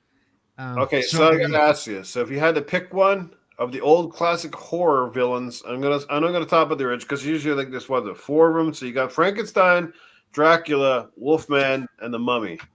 You also had the Invisible Man that were part of the Universal set. So there's actually 5. Okay, so let's add the Invisible Man. But I would say of those, I probably Frankenstein and the Bride of Frankenstein, which I consider the complete story. You cannot watch one without watching the other. Okay. So I consider that's my top right there. Frankenstein and Bride. So.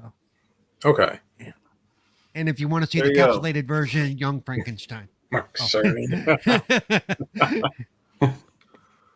Yeah, good old Mark Cerny. We're going to talk about the power of the PlayStation 5. That man is a cure for insomnia, is what that man is. Yeah. He starts rattling on about an SSD, and I'm already. Well, guys, the power of the solid state drive, it's going to boost up the Silver Terror level. Oh, Timothy's gonna go see the first Saw in the theater this weekend. That's cool. My wife and I just went out last weekend and did that because they're doing the 20th anniversary for the Right. first one, and that was cool to Nice. see it in the theater again. How about yourself, Perry? An older film, one of your first favorite horror movies. Oh, you probably already had it in your hands, I'm sure. Yeah, be Nightmare on Elm Street, that whole series, Friday 13th. There's been other movies throughout the years, but those are the main ones that I watch. Did you ever go back and watch an older horror movie and go, man, I can't believe that scared the shit out of me back then?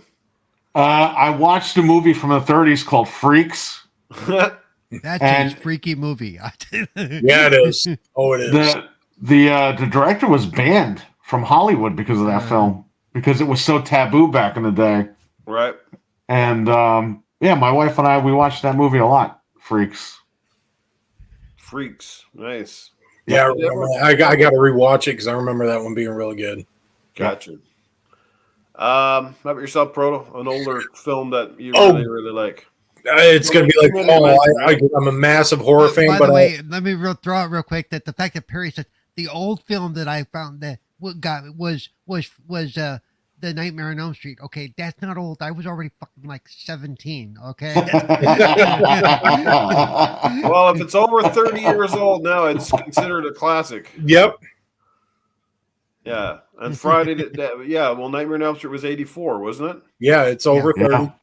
They're all considered classic now. Yep. Yeah. Now you're going to see more gray populate my beard as we speak. I've got pimples that are probably older than 30. You know what I mean? So yeah. I don't want to see your ass there. I was talking about my penis. It's the biggest pimple I have.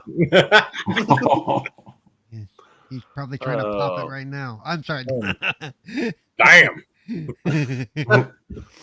Go ahead.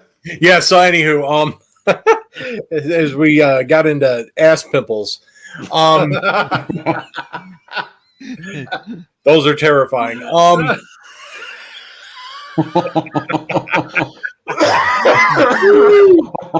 Yeah, if this was your introduction to me, this is what I'm like all the time. So hey, I'm all for it, man. I'm all for it. As far as the class, and again, classics, I'm not going to go back into like the old black and white era because I can say because probably my favorite zombie film of all time is probably the original Night of the Living Dead. I'm a big Romero fan. So anything he's done, I can appreciate. But the original black and white Night of the Living Dead, I rewatch it constantly because that one and the original Dawn are two of my favorite films of his. That it hit every note and all of that. But like as far as if we're gonna go into slashers, I'm a massive Friday the 13th fan. So there it is, and that's actually my favorite Friday film. That's part 7. Because that was the one I remembered fondly watching as a kid. Because the first one I saw was 5 when it came out, and then started getting into it. And then it was 87 when Part 7 came out. And I remember my mother taking us, my brother and I, to the theater to see that. You got 2 little kids sitting in the theater watching a Friday the 13th movie, and that was just an awe-inspiring experience. Like Paul mentioned, Terrifier is amazing, even though that's not a classic. One of the will be. History. It'll be a modern classic for sure because those are brutal. And then like you go to old black and whites besides Night of the Living Dead. I remember picking up getting White Zombie and just really loving it. Yeah. God, there's just so many. Like Paul, I can go on for hours because I'm a massive horror fan. And I didn't mention that one of my all-time favorites is actually, and the one I always make sure I watch is Halloween, the first one. Yeah. The original. Just but to me, that's something like there's a special magic, as corny as some of them might be today, but there's a very special magic about late 70s and especially early to mid late 80s horror movies.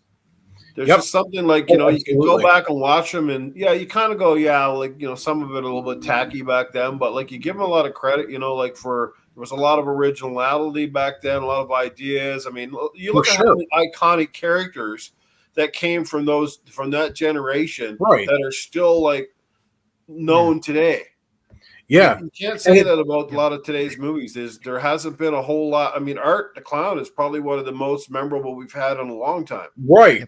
And they tried to do that in the early 2000s. Another slasher film that I really love, and it came out. It was like early 2000s. It was the original Hatchet, and that was good. And I love the fact that the director then on that film used practical effects. All of those were practical. There's no CG, and that was awesome.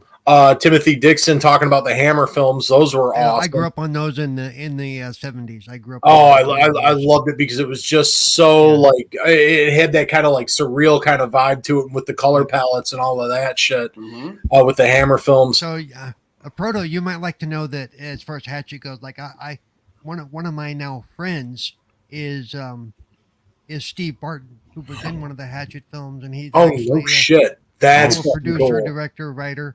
Yeah. So the guy who played Chrome Skull, somebody who doesn't get. I was just going to mention Laid to Rest. Laid to Rest too. Yep. He and I are actually becoming really good friends. He's actually a really cool guy. Awesome. That is so cool. Yeah. And like because I was just going to mention Laid to Rest as being like when they tried to kind of revive that kind of vibe in the early 2000s. Now the second one, I mean, I enjoyed it. I don't think it was as good as the first one, but but both of them are real good. And the Chrome Skull character, they tried to do the icon. But yeah, getting all long-winded because I could talk about this for hours. Because then if you get me going about, I should talk because like you get me going about anything Fulci does too. It's just like it's it. We're going to be done. We're going to just be chatting about that for hours. But yeah, Friday the 13th. I love the conversation. It's great. But yeah, Friday the 13th is obviously my favorite slasher, and Part 7 is my favorite film of the franchise. And what's wild about it is a lot of people dog on it, the whole Jason versus Carrie thing, the fact that the violence was cut down and they cut so much. When you see all the stuff they cut out of the film to keep it from getting the X rating, that was wild. But that's because the director was trying to make porn. Seriously. Oh, basically, yeah. They were doing that. Probably, I can guarantee you, he took all that footage home and he has it himself, and he said, "Oh, for sure, for sure." Well, he did because that was Beekler. And Beekler's no longer with us, so he did. But like that was the only main film he made because he was a weird dude. He was off the wall. Just like the character he played in Hatchet, old crazy Jack Cracker who drinks his own piss. He was that kind of nut. But it was just like, but that's like, and even some of the more iconic things came out of Part 7. The sleeping bag kill. That's where that first came from. And then just watching the original 7 hits as compared to the one that was in the film, and just to see Kane Hodder like winded in these cut scenes, just doing the sleeping bag. I'd go on for hours. Friday 13th, 7. That's where we're at. There you go. Nice. And as for me, I'll keep it short and simple. But I mean, I think the movie for me that really set the tone had to be. I'm going to have to use the one that Perry showed off for Nightmare on Elm Street. Freddy Krueger. Obviously played by Robert Englund. It was just phenomenal. And my first experience with Robert Englund was in the show V. But Freddy Krueger, man, like I said, like what a concept. A guy that can come through your dreams, made you terrified to go to sleep. Such a classic movie, like an iconic character. I mean, like kids today even, they know. That's it. That's all you have to see is you see the glove and you know exactly who that is. Right, the one glove. We won't talk about the 2010 remake. That thing was a piece of shit. Oh yeah, let's not. That thing sucked. Yeah, sometimes they just missed the mark. They tried. There was a Guitar Hero opening scene that they cut. Yeah. That movie was going to start with Guitar Hero. That's crazy. Insane. But yeah, just an iconic thing. You'll never look at a striped red and black shirt the same ever again. You know what I mean? Like it's all that sort of stuff. It's the lore around them and stuff like that. And like you said, that series of movies too went through such a dramatic phase. I mean, and there's such iconic characters. As a matter of fact, even had a Jason versus Freddy movie for crying out loud. Oh yeah. But no, it's just an iconic character. Like I said, some of the movies got a little campy as they went along, but they were a lot of fun too. Like I said, because Freddy started to take on more or less, started to get a little bit of a humorous personality, which was kind of funny to be honest. Like some of the shit that he would say would just make you crack up. So they got a little less scary as they went along, but some of the ideas and stuff they had in the movies were just fantastic. So. Yeah, like the song itself, 1, 2, Freddy's coming for for you, 3, you. 4, and You're all that locked stuff. the door. So, like a movie that has so many iconic moments. Like I said, also like the start of Johnny Depp. Like I said, a lot of people will have to go back and never realize that one of the most iconic actors in today's movie industry started out in that little role. But yeah, then the waterbed scene. Oh man, yeah, cool things. it was Right, so many cool things. Yeah. So and now they have a TV show coming out of that. That's just called Freddy, and it's got DJ Squalls as the actual playing Freddy Krueger. Which is going to be You haven't interesting heard about because it? he's going another one that's going from a who usually plays a mild, timid guy like what's his name did, playing Willie. You Yeah. see him go from Willie to Freddy, and you're like, holy shit, this is the same guy, Right? Exactly. Stevie Mack has won Phantasm. Yes. Yeah, so many great movies. I mean, I remember I loved the movie House when it came out in the 80s. Yep. Yeah. House, and there was a couple different House, but I remember House because it had Richard Mole in it, the guy from Night Court. There was a bunch of stuff. You remember movies like Pumpkinhead. And Pumpkinhead, the first one was incredible. Okay, it was. It definitely was. Somebody brought up the Ghoulies in the chat earlier. I mean, that wasn't really scary at all. But I mean, the concept of the Ghoulies was hilarious. The Ghoulies and critters and crap like that. Right? Fuck that. Okay. Gremlins Never sit on your toilet the same again. Gremlins There's a are ghoulie in my nothing. ass. Yep. Oh man, like just the 80s, man, especially. What an iconic era. Like, honest to God. From action movies to horror movies and everything in between, man. There's just so much to come out of that generation, and it's just amazing. Even Stephen King's made-for-TV series at the time, what a phenomenal version by Tim Curry. Is it Tim Curry? Right. That played Pennywise, and like he just, it was awesome, right? I mean, obviously they had limitations for TV at the time, made for TV. John Ritter was in it. Was awesome. It was great. Jack Tripper was actually in a horror-based movie. Yep. Yeah. They did a great job with that. The other Stephen King one they did well with as a TV thing, aside from Salem's Lot, the original, which is way better than the remake they just released. Oh, it is. Yeah. Yeah. Was what is it? The Stand. Yeah, The Stand. Stand. Especially if you can get your hands on the extended version, which is available on DVD or Blu-ray now, is incredibly well done. Even Stephen King said that's his favorite TV adaptation because they did. Oh my God, there's a good one. Shocker was fun. Yeah, Shocker was a good one. Hell yeah, it was. Yeah. Yeah, and hell, even at the Stand, it was pretty close. It adhered pretty closely to the book because a lot of times when Stephen King stuff is adapted, it really takes a lot of liberties. Like I loved his book, The Dark Half, and then the movie was just kind of like, I mean, it wasn't terrible, but it was just like, oh, okay, this is just not what I was expecting. And then don't get me started on Sleepwalkers. That was a piece of shit. That was awful. Yeah. And, but then like one of my favorites as a kid, and it still is to this day, and it's a very loose adaptation, was Maximum Overdrive. Right. I love that movie still to this day. It's the clown face on the diesel truck. Well, then just the beginning with Stephen King, where he's like, "Come here, sugar lumps. This machine just called me an asshole." I'm starting to wonder if that's where Twisted Metal derived some of his inspiration from. Could have been. Yeah. Probably, my favorite Stephen King adaptation is probably because they did well both film and book, is not straight horror, but Misery. Misery is probably the best translated book to film for him. And they both stand alone on their own to go, shit, that's good.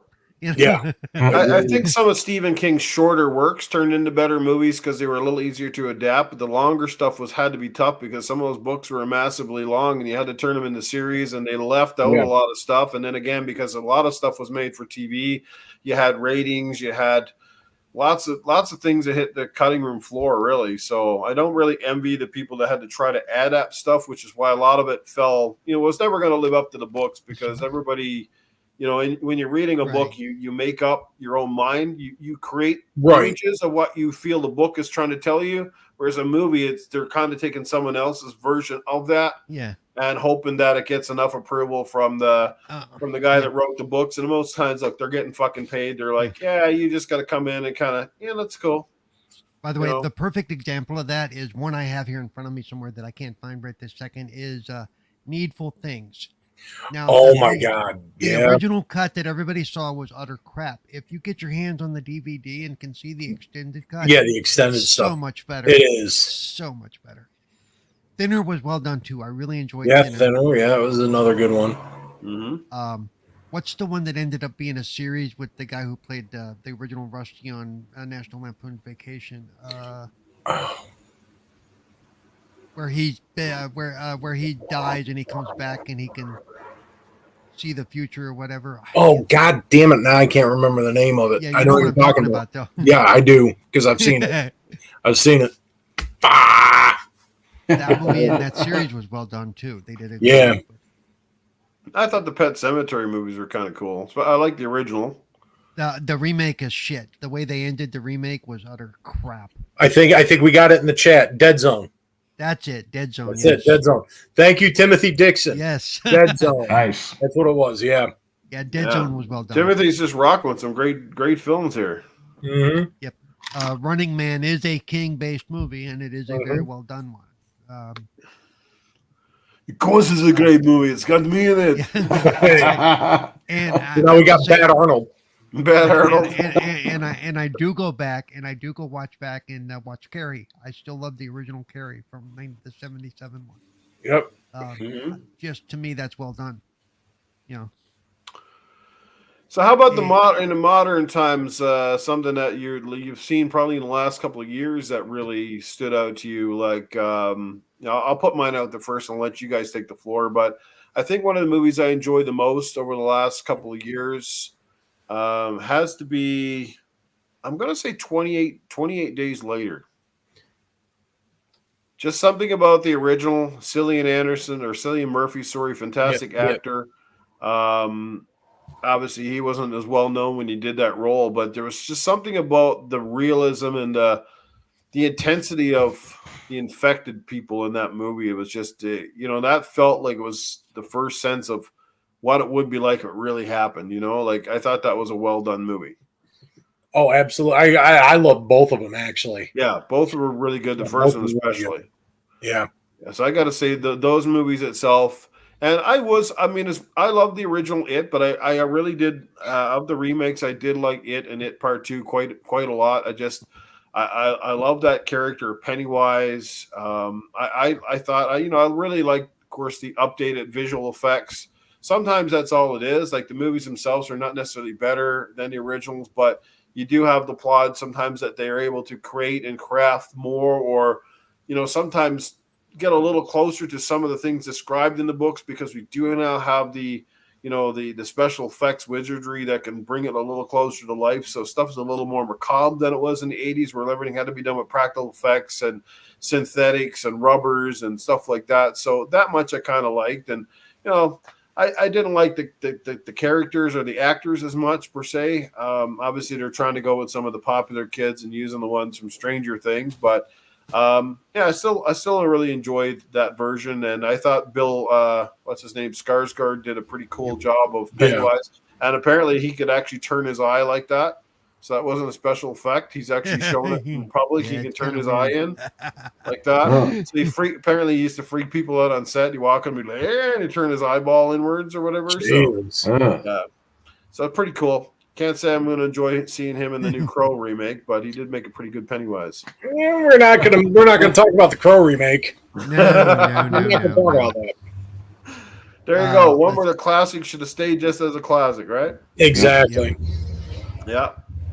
Papa Woody, what's going on, man? It's been a long time since I've seen you here. And you were saying stuff and they would have never gotten away with ripping the kid's arm off like they did in the remake, dude. That was a made-for-TV miniseries. That was, and even if it would have been made for movies back then, it probably wouldn't have had them ripping the kid's arm off at the sewer grate at the movie. As far as zombie movies as well, I don't know if you guys have watched The Train to Busan. That's actually pretty good. Yes. Oh, I loved. Oh, it's so good. Oh, I loved it. Yeah. That was pretty well done. I was kind of shocked. Sometimes I'm a little hesitant with some of the foreign ones, but that turned out to be really good. I can't. But anyway, that's my floor. Who else wants to go with some of your modern stuff? Okay. Actually, I have a list. Let me go. I'm with you. obviously the Terrifier films are awesome. Then you had you mentioned Train to Busan, that was really good. God damn it. I had him, and now the trains left the station apparently because the Babysitter films. Those were really good. I love those. God damn it. I bet I can name one that you've seen. What's I probably love The Sadness. Yep, The Sadness. Oh, that I got it. Wild movie. Yep. That is a wild The Sadness was one, and then there was this one called Martyr. Mm-hmm. You know what I'm talking about, Paul? Yeah. Oh my God! Now that is a movie that is just soul crushing. It's just intense, and the end of that film just you question everything, and it's just like, oh man. Still think about it. It's just like, oh my God, it's just a soul crushing film just to watch that one. That'll be one where, like, anybody, if you haven't seen it, go watch it, and then just try not to do horrible things to yourself afterwards for seeing it, because it's a rough film. Not like Serbian film or anything like that. Right. It's not that brutal, but man, Martyrs is up there. Draven Arrow picked a pretty good one in the chat. The Nun, that was pretty damn good. Yeah. All right. I'm not a big fan of that whole universe, that whole, but it is what it is. I mean, some of them hit better than Paul's others. not a fan of getting Nun. That's what it is. Well, especially the second one, the Nun 2 was just all over the place. It really didn't. Yeah, it's like didn't strike with me. But yeah, I already mentioned The Sadness, and if you've never seen that movie looks like it's going to start off slow, but man, once the action starts, it doesn't stop for 90 minutes. Yep. Yes. Oh yeah, definitely. That's definitely one. The Sadness is definitely another one that you got just everybody have to, that's more than recommended viewing. That's almost like, required. Right up there with Train to Busan. It's like, some of those foreign movies, man, they get away with stuff that we never thought of, and you're like, holy shit. Oh, yeah. Well, that's like the first time I saw Audition, and I'm just watching that, too, and I'm just like, dear. Nobody's brought up The Exorcist in any of this tonight. The Exorcist still is considered one of the creepiest movies of all time. Well, because when it came out, too. I mean, I was about 10 when that came out, or maybe a little younger, but I saw it back then. But yeah, that especially because the way they presented it seems like it could be really that's what happens, and and they did it so well, and that is a freaky movie if you sit down and watch it and kind of take your head out of everything else and just watch it, kind of put yourself in that place. Yes. Wow. And don't forget, for all of us married men out there, when you piss your wife off enough, her head will literally spin around like Linda Blair too. Yeah, you will never look at Split Pea Soup the same. I was just gonna say, You've never seen and it's wild because I actually didn't see The Exorcist up until I was 18, after I had got my first apartment, because my mother wouldn't allow that in the house. Wow. She refused. Every time I saw it in the video store, I'd want to rent it. Nope, that will not come in my house. It will not come in my house. I also think a lot of devout Christians are very sort of believe in that sort of stuff. Right. You know what I mean? So I think that's why those movies hit home for a lot of people, because it's a very common, way more back in the day. But if somebody was weird, you guys, they're possessed with demons or something. Yeah. Yeah. I got fart demons up my ass. And they're always trying to get out. Yeah. You got some bowel demons when you hear me after a night at Temple Bell. It's a new movie, Deep from the Bowels. But let's see, of the first time I saw Hostel, I actually got a little queasy when they showed the burn victim movie with the eyeball hanging out, because I can handle almost anything. But I have this weakness toward looking at burn victims and stuff. It just make me go, Well, that's like, I got a thing about needles. Like I can't do needles. Oh, you must love certain you must love certain scenes in Saw when he Saw 2, the syringe pit. Oh man, still makes my skin crawl. The Fly 2. Yeah, I saw it as a kid. I was like, oh man. And And it's funny because my doctors, because I also donate plasma regularly, so my doctors always give me shit like, you do all this stuff, you got tattoos, all this, and you can't handle needles. They say, oh, look at the shit being done. You're like, "Oh, go ahead. It's like, no. Then all of a sudden, my gigantic 6'3", near 300-pound ass want to, pass out. It's like, I hope you got a forklift ready to pick me up. They're like, you want your cookie? I want 3 of those fuckers. Okay. Exactly. But don't show me the needle. Yeah. How about yourself, Perry? What's one of the new movies that you're kind of digging? The newer ones, the new Halloween movies in the last few years, and then Scary Stories to Tell in the Dark. I thought was all right. That was pretty cool. Yeah, I grew up with the books and the audio books, so definitely honorable mention. Since you mentioned Halloween, let me throw out there real quick. I'm probably going to get hate for this. I liked Halloween Ends. I liked the way they wrapped up the story about the town and the way that Michael's spirit affected all those people over a 40-year period. It wasn't so much about him. It was about how it affected everybody else and how they viewed Lori, who had, kind of taken on a whole thing of her own. They all thought she was crazy, and she was. I can definitely agree with your point on Ends about that because to see the effect that Michael Myers has. For me, the execution wasn't there. The only thing I didn't like, and they got away from it, and even Halloween Kills, is you saw too much of Michael when he was sneaking up on people. Yep. If you go back and watch the original movie, he was only in the movie for like 6 minutes or some very limited. Yeah, and you never saw him like walking up past windows and where he was going to go into the house. You never saw that. You might have, and even then, even when he did pass in the background, they didn't make it noticeable. Unless you know what you're looking for now, you don't notice that he's driving the car that's driving past Lori. Yeah. So that's where they lost it for me. Yeah. Yeah. But I did like, because I saw an interview with one of the directors from Blumhouse that worked on it, and he said the idea was to show that Michael was never chasing Lori. She just kept getting in his way. She kept stepping into him, not him going after her. He didn't give a shit who he killed. He wasn't chasing her. She just kept inserting herself into his story. Yeah. I thought it's a great way to look at it. Because they threw out everything after Halloween. They didn't do Halloween 2. She's not his sister. She's not any of that shit. It's like, you clumsy bitch, get out of my way. Basically, she would hear things. Oh, Michael's out. He's going to head back here. I'm going to try and stop him. She was shaking it. She thought she was being hunted, but she was really the hunter. So yeah, I kind of like the way they did that part. Could they have ended it better? Sure. But like I said, I like the fact that it closed off the story. Not just his story, but the story of Haddonfield itself. Yeah. In that sense, it was really definitive. Right. So I'll give you that one. Yeah, for sure. What are some new movies you think that obviously came out in the last few years that have certainly made an impact? I can think of one off the top that I really enjoyed. Shout out to John Krasinski, I think it is. But I really enjoyed A Quiet Place. Oh yeah, yep. That was a pretty cool movie. I always thought about it too, though. After watching them, I was like, man, those creatures or whatever the fuck they are, like, basically they go on sound, but how do they know where the fuck they're going? Like when they're walking around shit pretty good and climbing over shit pretty good, but they rely on hearing.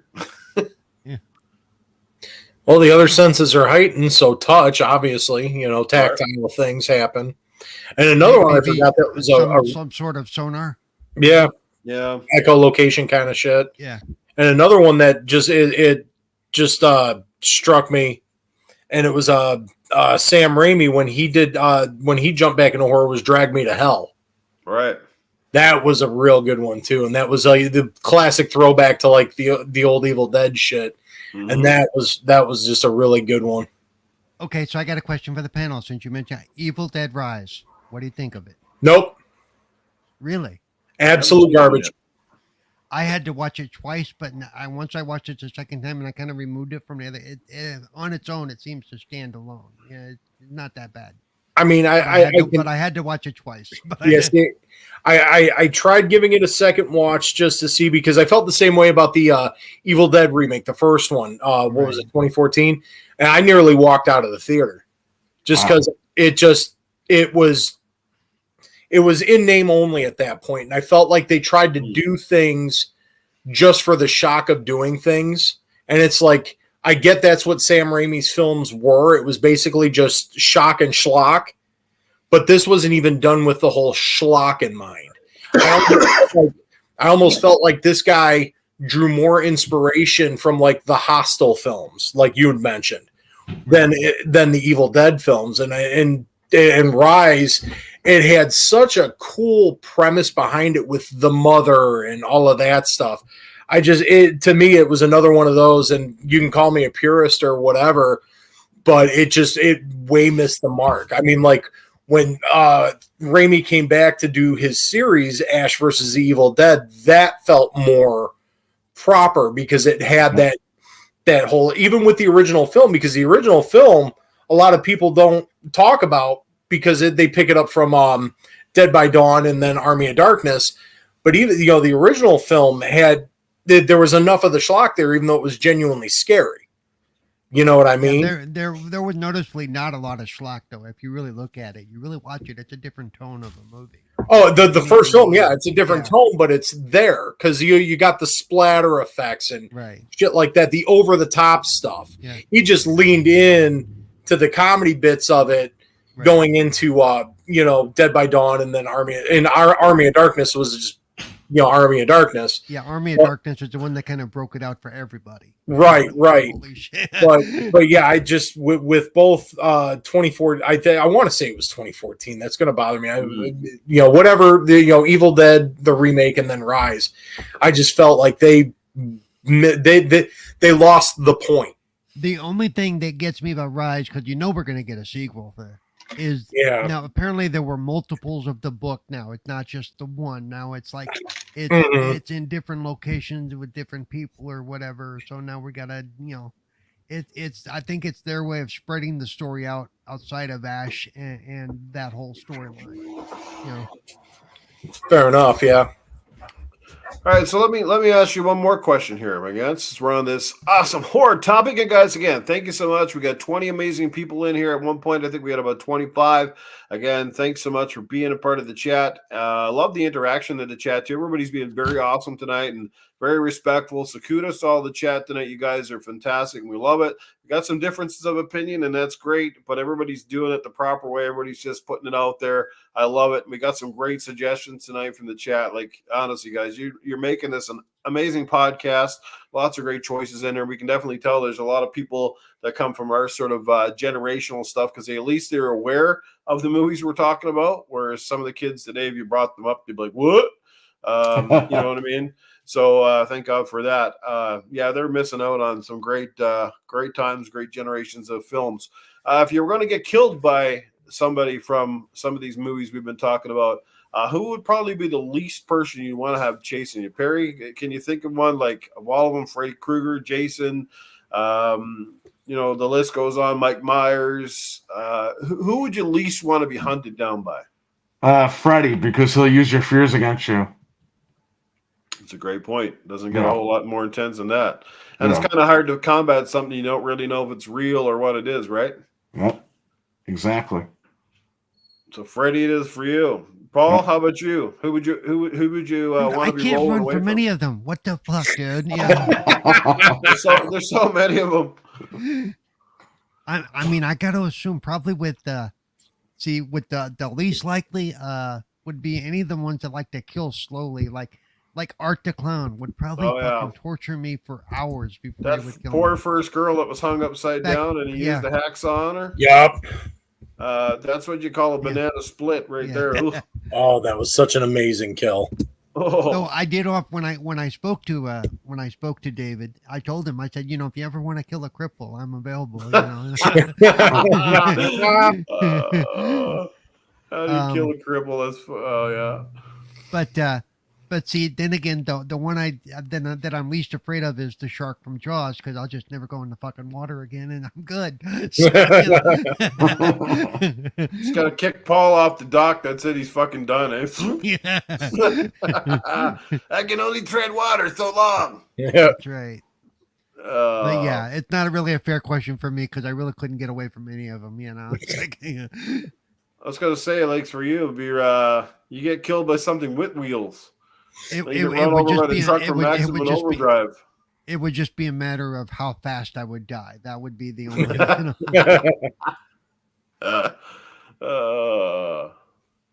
No, I think for you the worst thing would probably be something like Freddy Krueger. He actually honors your dream. He lets you walk again, and then you get up, and like 2 seconds later, he hacks your legs off. Yeah. Yeah, wouldn't that be irony?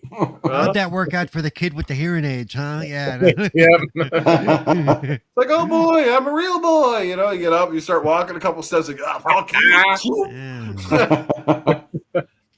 Yeah, I bet you porno stars would hate to get killed by Pinocchio. They'd make him lie all night.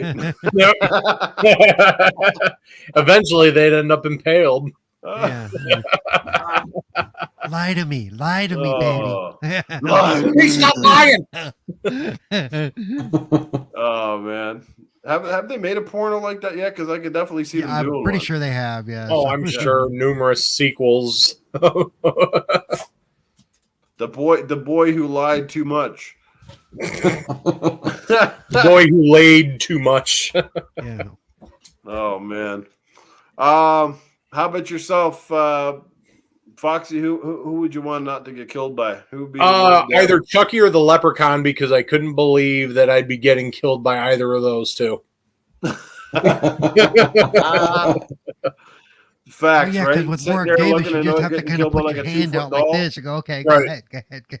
Yeah, go ahead. Because my luck, it would be something stupid too. All of a sudden, I'd look really, and then I'd get tripped and fall downstairs, break the neck, and I'm like, Yeah. really? Well, This is I it? got to tell you, a pretty bad way to die was also in the movie 7. We talked about that earlier when they made the fat guy eat himself to death. Yep. Yeah, that was that's such a pretty bad. gnarly scene that they walked into. That was wild. Yeah. Just like, yeah, you're going to eat till you basically die. Like, geez. Ugh. I can only imagine. And just let me say, I never got the Chucky thing because the doll weighs all of 1.5 pounds. Right. On sheer leverage alone, you should be able to drop kick his ass across the room every time. Yeah, what's the worst you're gonna do? Like keep slicing you the legs? That's why I never got into those. I was like, this is such a stupid for me, and I love cheesy fucking horror movies, and I'm like, this is just too stupid. I will say they did cover a lot of that in the series because he got a lot more sneaky, where they wouldn't see him coming until he was already knifing them, and they went, oh shit, it's a doll. Yeah, it's a good thing the little puppet dude from the movie Saw didn't attack people. That'd be quite embarrassing. It's like I got killed. I actually thought about doing that for conventions, getting an The adult furnace tricycle didn't kill me, and but this doing a fucking jigsaw doll did. cosplay. Yeah. And that'd be cool, Paul, pulling that off. That's And then Paul's have worst nothing fear. You but got to get in a kick. race versus that guy in his tricycle. Yeah, well, I'd be the guy in the tricycle. Have nothing but like get a bunch of little cassette tapes that have little hello or whatever response. play and me. Never say a word. Just hand them. It says play me. Oh man, awesome. Well, pretty much coming to the 2-hour mark of the show here, guys, and it's been a dynamite episode of that. We've talked about movies, we've talked about games, we've talked about old stuff, new stuff, and everything in between. Before we kind of get any final things you want to talk about for Halloween, do you have a special Halloween memory that you like to share with anyone? Maybe from a special trick or treat that you had, or if maybe it's with your kids or your family, anything stick out? I mean, I do. I'll wait for everybody else to go. I do a lot of chatting. Your all-time favorite costume, maybe that you always loved, or something you wish you could dress up as? A human. No. I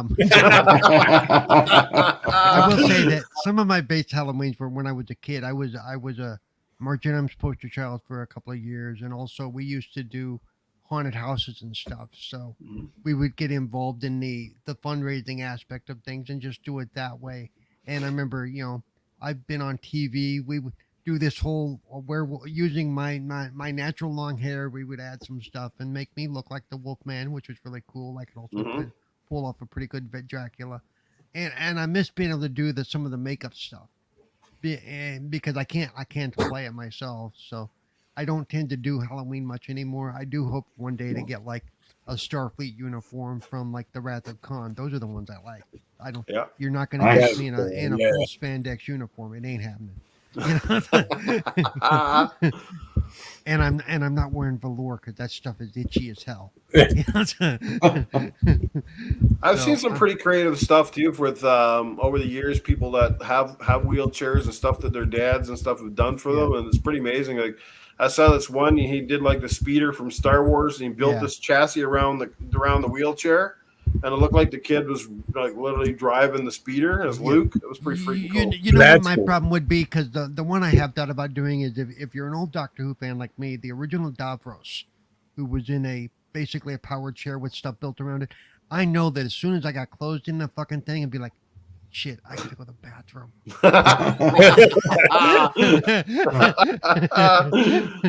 As soon as he's closed in, I shit myself here. But that would be a cool costume, because basically, if you'll notice, if you go back and watch, especially the old ones from the 70s, he had one hand underneath, and that's where the controller was, so he could move the chair. Well, that could be a cool costume. What you could do to kill two birds with one stone, Paul, is dress up as a toilet.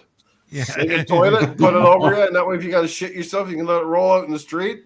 It wouldn't be the shit so much as the pissing thing, but that's what they have catheters for. You got the little piss bag that runs. Yeah. But still, it never fails. Toilet rolling down the street. Because those things, because like I said, as soon as you get in, it would take a few minutes to get out, and it's like I gotta go. It's like shit. Awesome. Yourself, Proto? I got two of them actually. One was and my son had asked for it. He was younger when we did Freddy versus Jason. He was Freddy and I was Jason. And my mom, when she was still alive, she always talked about it because she loved it. Because she thought it was so cool that he was getting into that. So that was a lot of fun. And it was just a lot of fun for the both of us to walk around the neighborhood as Freddy and Jason. Everybody got it, and it was cool. And then the year was not last year, but the year prior, my wife, my son, and I, we all did different versions of Bane from Batman. And that was a whole lot of fun, because it was really cool to have like the entire family kind of like in a unified kind of look, and then walking around the neighborhood. And that was just a lot of fun. And it just like any Halloween memory with my son or just my family in general involved, where we're all, firing on all cylinders on it, because we're all huge fans of Halloween. It's our favorite holiday. So it's as cool. But those two are the ones that really just stick out in my mind, because it was just like everything was like right there. And then thinking back, like for, especially with stuff with my son, and when my mom was alive, she was always about it, so that was anything like that, but those two in particular. Cool. How about yourself, Perry? All right, I got a story. This is from 30 years ago. Literally, this year will be 30 years. Nice. I had a Halloween party, right, at the house. I had a bunch of kids from school come over. I was in 6th grade. And during the party, there was a food fight, and that was it. So at the end of the night, my mom left my cousin and I at the house, and she was going to take all the kids home. So we're in the house. All of a sudden, we hear we had the back door. We just heard like someone put their arm through the freaking window, and we were like, oh, crap. And we freaking ran out of the house. We ran across the street to the neighbor, and I know the neighbor, and he's got a dog, and we're banging on the neighbor's door. We're like, hey, open the door, help us, right? The dog is barking, the neighbor's not opening the door. So the guy that put his hand through the window was our neighbor who lived in the basement. He was trying to come visit, but he didn't realize, he was drunk, and he didn't realize where the hell he was. So then Frank's dad shows up, because we called him really quick before I ran out of the house, and he goes in there. Nobody's in there. My neighbor went back to his house and passed out on his bed. We find out the next day the reason why the neighbor didn't answer the door was because he was deaf and he took his hearing aids out and went to sleep. Oh, wow. Well, here I am banging on the door, and his dog is going crazy barking, and he can't shit. The neighbor's dead. A watchdog. The neighbor was any friends. good if you can't hear what the hell's going on. Yeah, but that neighbor was friends with our neighbor, so like he would talk to him and be like, "Hey, calm down" or whatever. But he took his hearing aids out, so we couldn't get anybody to help us. Jesus. That was a funny story. Yeah, I don't know. I wish I could say I had a ton of great Halloween stories, but I really don't. My Halloweens were pretty boring. Plus, I mean, my Halloweens, I think the last time I officially went out trick-or-treating, I was probably about 12, maybe 13, maybe at most. I forget the exact date, but I remember how much candy me and my buddies used to get, and it was unbelievable. Like, these kids now, they are like flyweights compared to what we used to do. We used to do garbage bags full. Like, not a little bag, but I remember one of the last times I went, we did several communities, and like we did hundreds of houses and had garbage bags filled. Like, we'd start at 4:00 and end like 10:30 at night. Wow. Like, fuck, we used to just go all out. We'd have candy for like weeks. You know what I mean? It was crazy. Most of these kids now, they get like 1 or 2 blocks to get like a little bag, and that's it. Their parents take them home, right? So that sort of stuff. But I had a really cool Halloween party a couple of years ago where everybody came to a house. That was really good. It turned out good, and we had lots of we had a bunch of different characters at the party. It was awesome. I kind of dressed up as like sort of like it looked like Scorpion from Mortal Kombat, but I had this skeleton mask kind of thing. It looked pretty cool. My wife was like a witch and different things, but that was pretty neat. And honestly, the couple of years, last year, the year before last, I sat out on my porch with my Master Chief helmet on, and that was honestly, it was such an enjoyable experience just to hand out candies to the kids. And it was also at the same time, well, it was cool as it was because you have people going, "Yeah, Master Chief." I remember this one kid, he goes, "Hey, you're the guy from Fortnite." Oh man! And then you just kind of cringe, and you're like, "Oh god." Wow. Candy for you. Get the hell off my porch. Fortnite. Fortnite. And you're like, fuck, this kid shouldn't get any candy. Yep. Right? Here, you get the special one with the razor blade. Here you go. But yeah, Here, hang on. I got a special candy dish for you. Yeah, that's about it. But anyway, guys, it's been an amazing show. Unless you have anything else to finally add, I'm going to bring in, it's now the question period time, and I got our special guest as always, but you're going to see him live in the flesh. I'll be right back. So if you got anything to say it now. Waiting for this now. We We're sit here good. silently the whole time. Silent in anticipation. Where he dresses up as Maria Schreiber. Oh, wait. Well, it's coming here, and it's time to answer the questions. Come on, let's do it.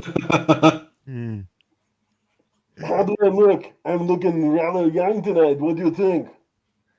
You're looking real good, real sculpted. Do you guys have any questions in the chat? Yeah, Because I'm here. I don't have a lot of time to spend. I've soon got to get back to the studio. We got to create more movies. Hey, are you going to get some trash bags and go trick-or-treating for some maids? My trash bags. I call them the X-bags, the all trash bags. I'm going to bring them out here. They're going to hold on to my candies for me. Right now, my candies is probably more like a Viagra and an X-Lax. You know what I mean? Box of steroids. They're going to have palpitations here. What's going on, Matty Burns? What's going on? You guys are amazing. I can't believe all of you came out here tonight to be a part of this podcast. Can you guys even hear me? Because I can't even move my mouth. We can hear you. It's muting you quite a bit. It's hard for me to hear you, but, that's okay. You're a deaf old bastard. Yeah. Go sit your ass back down in the chair. You look like if William Shatner had a lot of work done, is what you look like. Went hard on the Botox. You guys get any questions for me? I'll try to answer them as best I can. It's the Halloween episode. I'm here. That's crazy. After all those years, I never really did. Okay. Horror movie. So, what costume are you going to wear this year? I'm gonna wear the one that I had in Total Recall. One where my eyeballs popped out. I'm gonna put that face on, and I'm gonna walk up to people's doors. and they're gonna say this is what you're gonna look like on the day of the election. You're stressed right out.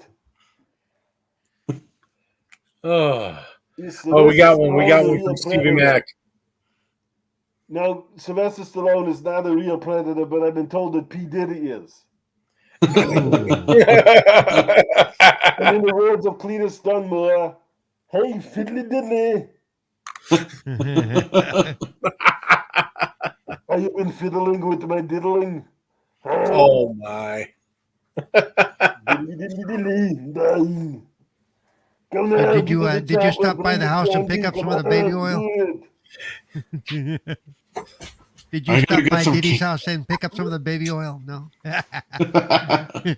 All right, guys, awesome show. Unless you got any more questions for Arnold, Cletus, Safe House, and now is the time to drop them in the chat. Get them in. Anybody from the panel have any questions for Cletus or for Safe House for Arnold? Well, just for Arnold, are you going to get candy from the chopper? Of course, there's all this stock in the chopper. I put all the candy in there. I've got tons of it. I mean, there's a million. I can buy whatever I want. The Hershey's Kisses and the O. Henry bars. You know, sometimes the O. Henry bars come in very handy. You know, that sort of thing. They're great when you want to have kinky sex because they got the peanuts and the caramel. They get sticky. They get moist. You know, and on top of it all, if you're ready to just gross someone out, you can put them all over the bedroom. It looks like everybody had a great big shit in there. Yep. And personally, I see the message in there about Safe House. I'm not sure that either Safe House or Cletus are allowed to have trick-or-treaters. I think they both have signs in their yard that say, you know. Goddamn little bastards, I'm gonna sit on my fucking porch and I'm gonna fucking scare the shit right out of these little pricks, fucking assholes, you know what I mean? I fucking hate kids, man. I fucking hate them. They ain't fucking respectful. Coming up here taking my fucking candy. I pay hard-earned dollars for that shit, man. Let me tell you. Fuck are you? Like, at least you're gonna come up to my house. You better be nice and polite. Know that trick-or-treat, smell my feet, give me something good to eat. Motherfucker, you know what? I'm gonna pass out these little bastards of condoms and fucking dildos. You know, as a matter of fact, what I always say, the best thing you can give someone is a box of chocolates and a dildo, because if you don't like the chocolates, you can go fuck yourself. Oh, and that's why Google Maps has a dot over his house. Okay. Yeah. Nobody come to my house because the fucking CIA got this shit locked the fuck down, man. They got me on the most wanted list for most creepy motherfuckers on the planet. Yeah, baby. I am going to spend Halloween getting fucked up. I've got 10 pounds of fucking I got 10 pounds of fucking weed, man. I'm going to smoke the whole goddamn bag. I'm going to be fucking higher than SpaceX and fucking Elon Musk and that shit tomorrow, baby. I tell you, you know what? I'm so fucking vile. I can chrome a fucking one of those super trucks with my asshole. That's what I tell you right there. Well, then. I've got a question for Handy Andy. Will you dress up as Diddy? Hey, it's Andy here. Sure, I'd love to dress up as Diddy, but I'm sorry, I'm just not really, I'm really not keen into, like, wearing some weird costumes and shit like that, but, like, if I was gonna be Diddy, like, who would want to come with me to a party?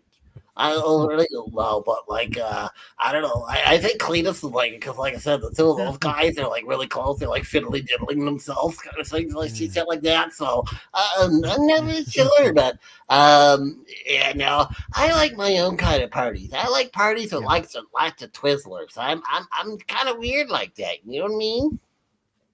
Yeah, the only person coming with you now is your cellmate, okay? That's... Absolutely.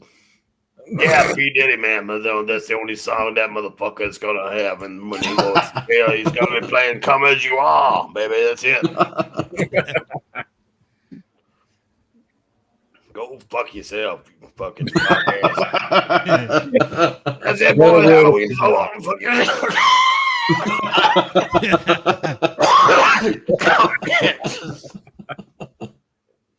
Holy shit, man. Anyway, guys, it's been a dynamite show, dynamite chat. You guys are fantastic. Let's get everybody at it here. We'll be back again next week. Obviously, as we start a new month, and we're getting closer to the Game Awards. Going to be an exciting time. Hopefully for the Game Awards as well. Perhaps we'll have an extended panel and, maybe have a preview show or something like that, and maybe, before and after kind of deal. We'll see how that goes, but I'm really excited. I mean, it's a big time of the year. I don't put a whole lot of weight into it anymore, but it's still a lot of fun to talk about some of the games that get highlighted and see what's out there. And like I said, love him or hate Jeff Keighley, I still give the guy tons of credit for he's one of the few guys out there that at least, sticks his neck out and puts it out there to have this kind of show. You'd think with the game industry being as big as it is that he wouldn't be the only guy running this shit. So, it's a testament that his commitment to the game industry and stuff like that. And, I love Kojima too, but man, you don't need him on every year. But that's we don't need to see Death Stranding 2 for the third or fourth time already. Unless you're gonna put it out. Unless you're gonna put it out. But no, it's been a great show. Chat's been absolutely dynamite. Let's let everybody get out of here. Let's start with our good friend, Cerebral Paul. Paul, like I said, you made this an awesome show. That's why I wanted to have you here tonight. Thanks for coming over. And obviously, yes, you got a big weekend coming up. Let's not forget about that. Let people know. And if you want to share it, I can drop it in the chat here. Tell everybody what's happening. Okay, so this weekend I'm going to be doing a 25-hour stream to raise money for Extra Life on my own Twitch channel. That's twitch.tv/Cerebral Paul. And the money's going to go toward the UC Davis Children's Hospital in California, which is near where I grew up. And you're saying, why 25 hours? That just seems weird. That's because this is the weekend we set our clocks back, and I'm a glutton for punishment. So we're gonna do that. And I will say, for those of you who know me, know that I do not like pineapple on pizza. But if I hit my mid-range goal of $1,000, yeah, that's right. You guys are gonna have to pay for this shit. I will order pineapple pizza and eat it on the stream, but it's gonna cost you. But it's gonna cost you. And I'm hoping to get some stuff here and do some special stuff on the stream as well. So be sure to join me for that. And I do have a link to the fundraiser itself. Give me a second. And that way, if you can't make the stream, you can still donate. The fundraiser is actually already active. Let's see. So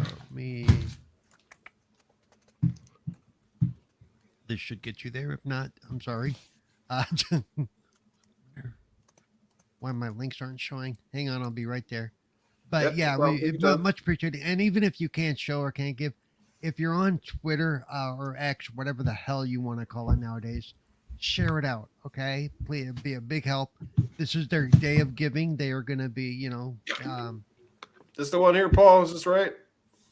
Hang on. I got the shorthand version of it too. Hang on.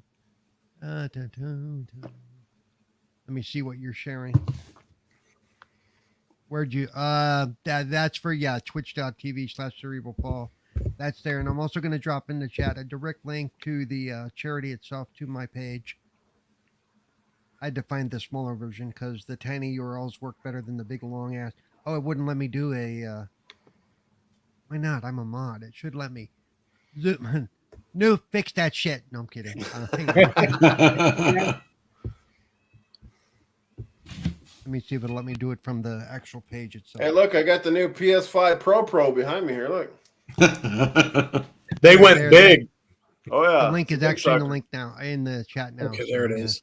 There you go, guys. Make by sure the way, you Foxy, I got to say, link. if I'm ever on a show with you again, get a battery for that clock behind you, man. It's driving me crazy. You know what? I keep forgetting that fucking thing's even there. I will make sure. Time stand still. Exactly. I just stopped the time. I'll make sure I get a battery for it. Fuck, I never even paid attention to by it. That the whole 2 hours. I've been distracted by that shit, man. Paul's like, this fucking show's only been like 5 minutes. Oh, man. Fucking awesome. But thanks for having me. It was sure a lot you of fun. A lot of fun and discussion. Glad to meet Perry and Foxy there. And Foxy, like I said, you and I. Nice meeting you, Paul. I need to get you some of the links to the interviews we did because I Oh, spoke to some absolutely. people that you would probably love to see the interviews.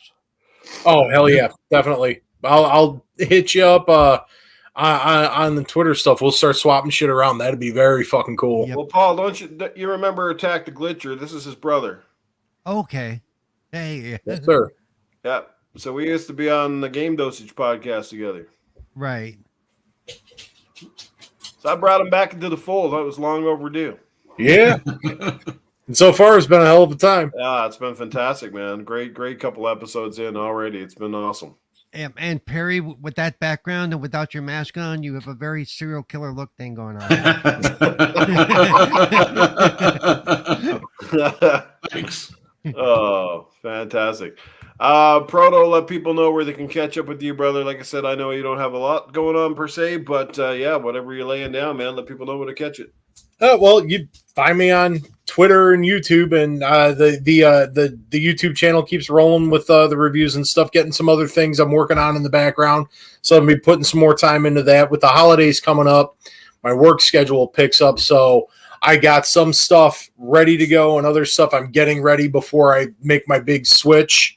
So just keep it out there. I can't follow up Paul, man. He's doing something really fucking good. So just everybody out there in the chat too, I'll reiterate, spread that around. That's just really awesome, dude. So yeah, y'all know where to find me. You'll find me here. You'll find me on Twitter. You'll find me on YouTube. And there we go. Yeah, go check it out this weekend, guys. Supporting a good cause, and Paul always plays a bunch of games, and he's very interactive with the audience. So it'll be a good time, and even if you can stop in for 10 or 15 minutes, say hello, and try to make sure he's still awake and alive in his chair. So yeah, there's going to be some of that by the end. 25 hours is a long time to be gaming. Hope you got some exciting shit planned. Playing a new Lego game or something. Yeah. It's like a driving game. I don't think I could play one of those for like 24 hours. Be like, oh. Well, they do have that old Genesis game that God, I can't remember the two magicians that they made where you were just driving the bus. Oh, yeah, Penn and Teller. Yeah, Penn and Teller. Yeah. Desert Bus. Yep, Desert Bus. Nice. Yeah, nice. that actually is a 24-hour game. Yeah, it is. It's crazy. And Perry, obviously you're probably the busiest man these days on this panel because you're streaming, doing tech videos, you name it. Let people know where they can catch up with you when you're not here shooting the shit with us. Every Wednesday night, the Game Complainerz podcast on my YouTube channel, the Game Complainerz. We do a PlayStation podcast every Monday night. And then just during the week, I'm streaming. My wife is streaming on her channel, Pink Piggles. And then Majestic Mayhem on Sundays at 9:30 p.m. on G4 TV. That's my wife. That's your wife? Yeah, she's podcasting with Dreadpool's wife. Yeah, I know because Dealer. I'm part of 4GQ TV. So There you go. Yeah, so check them out there. And Small circle. yeah, that's pretty much it. That's where you can find me. Absolutely. And guys, all the chat, honestly, the names that are in here, the familiar faces, can't thank you enough, man. It means the world. It's the reason I came back because you guys are still here hanging out.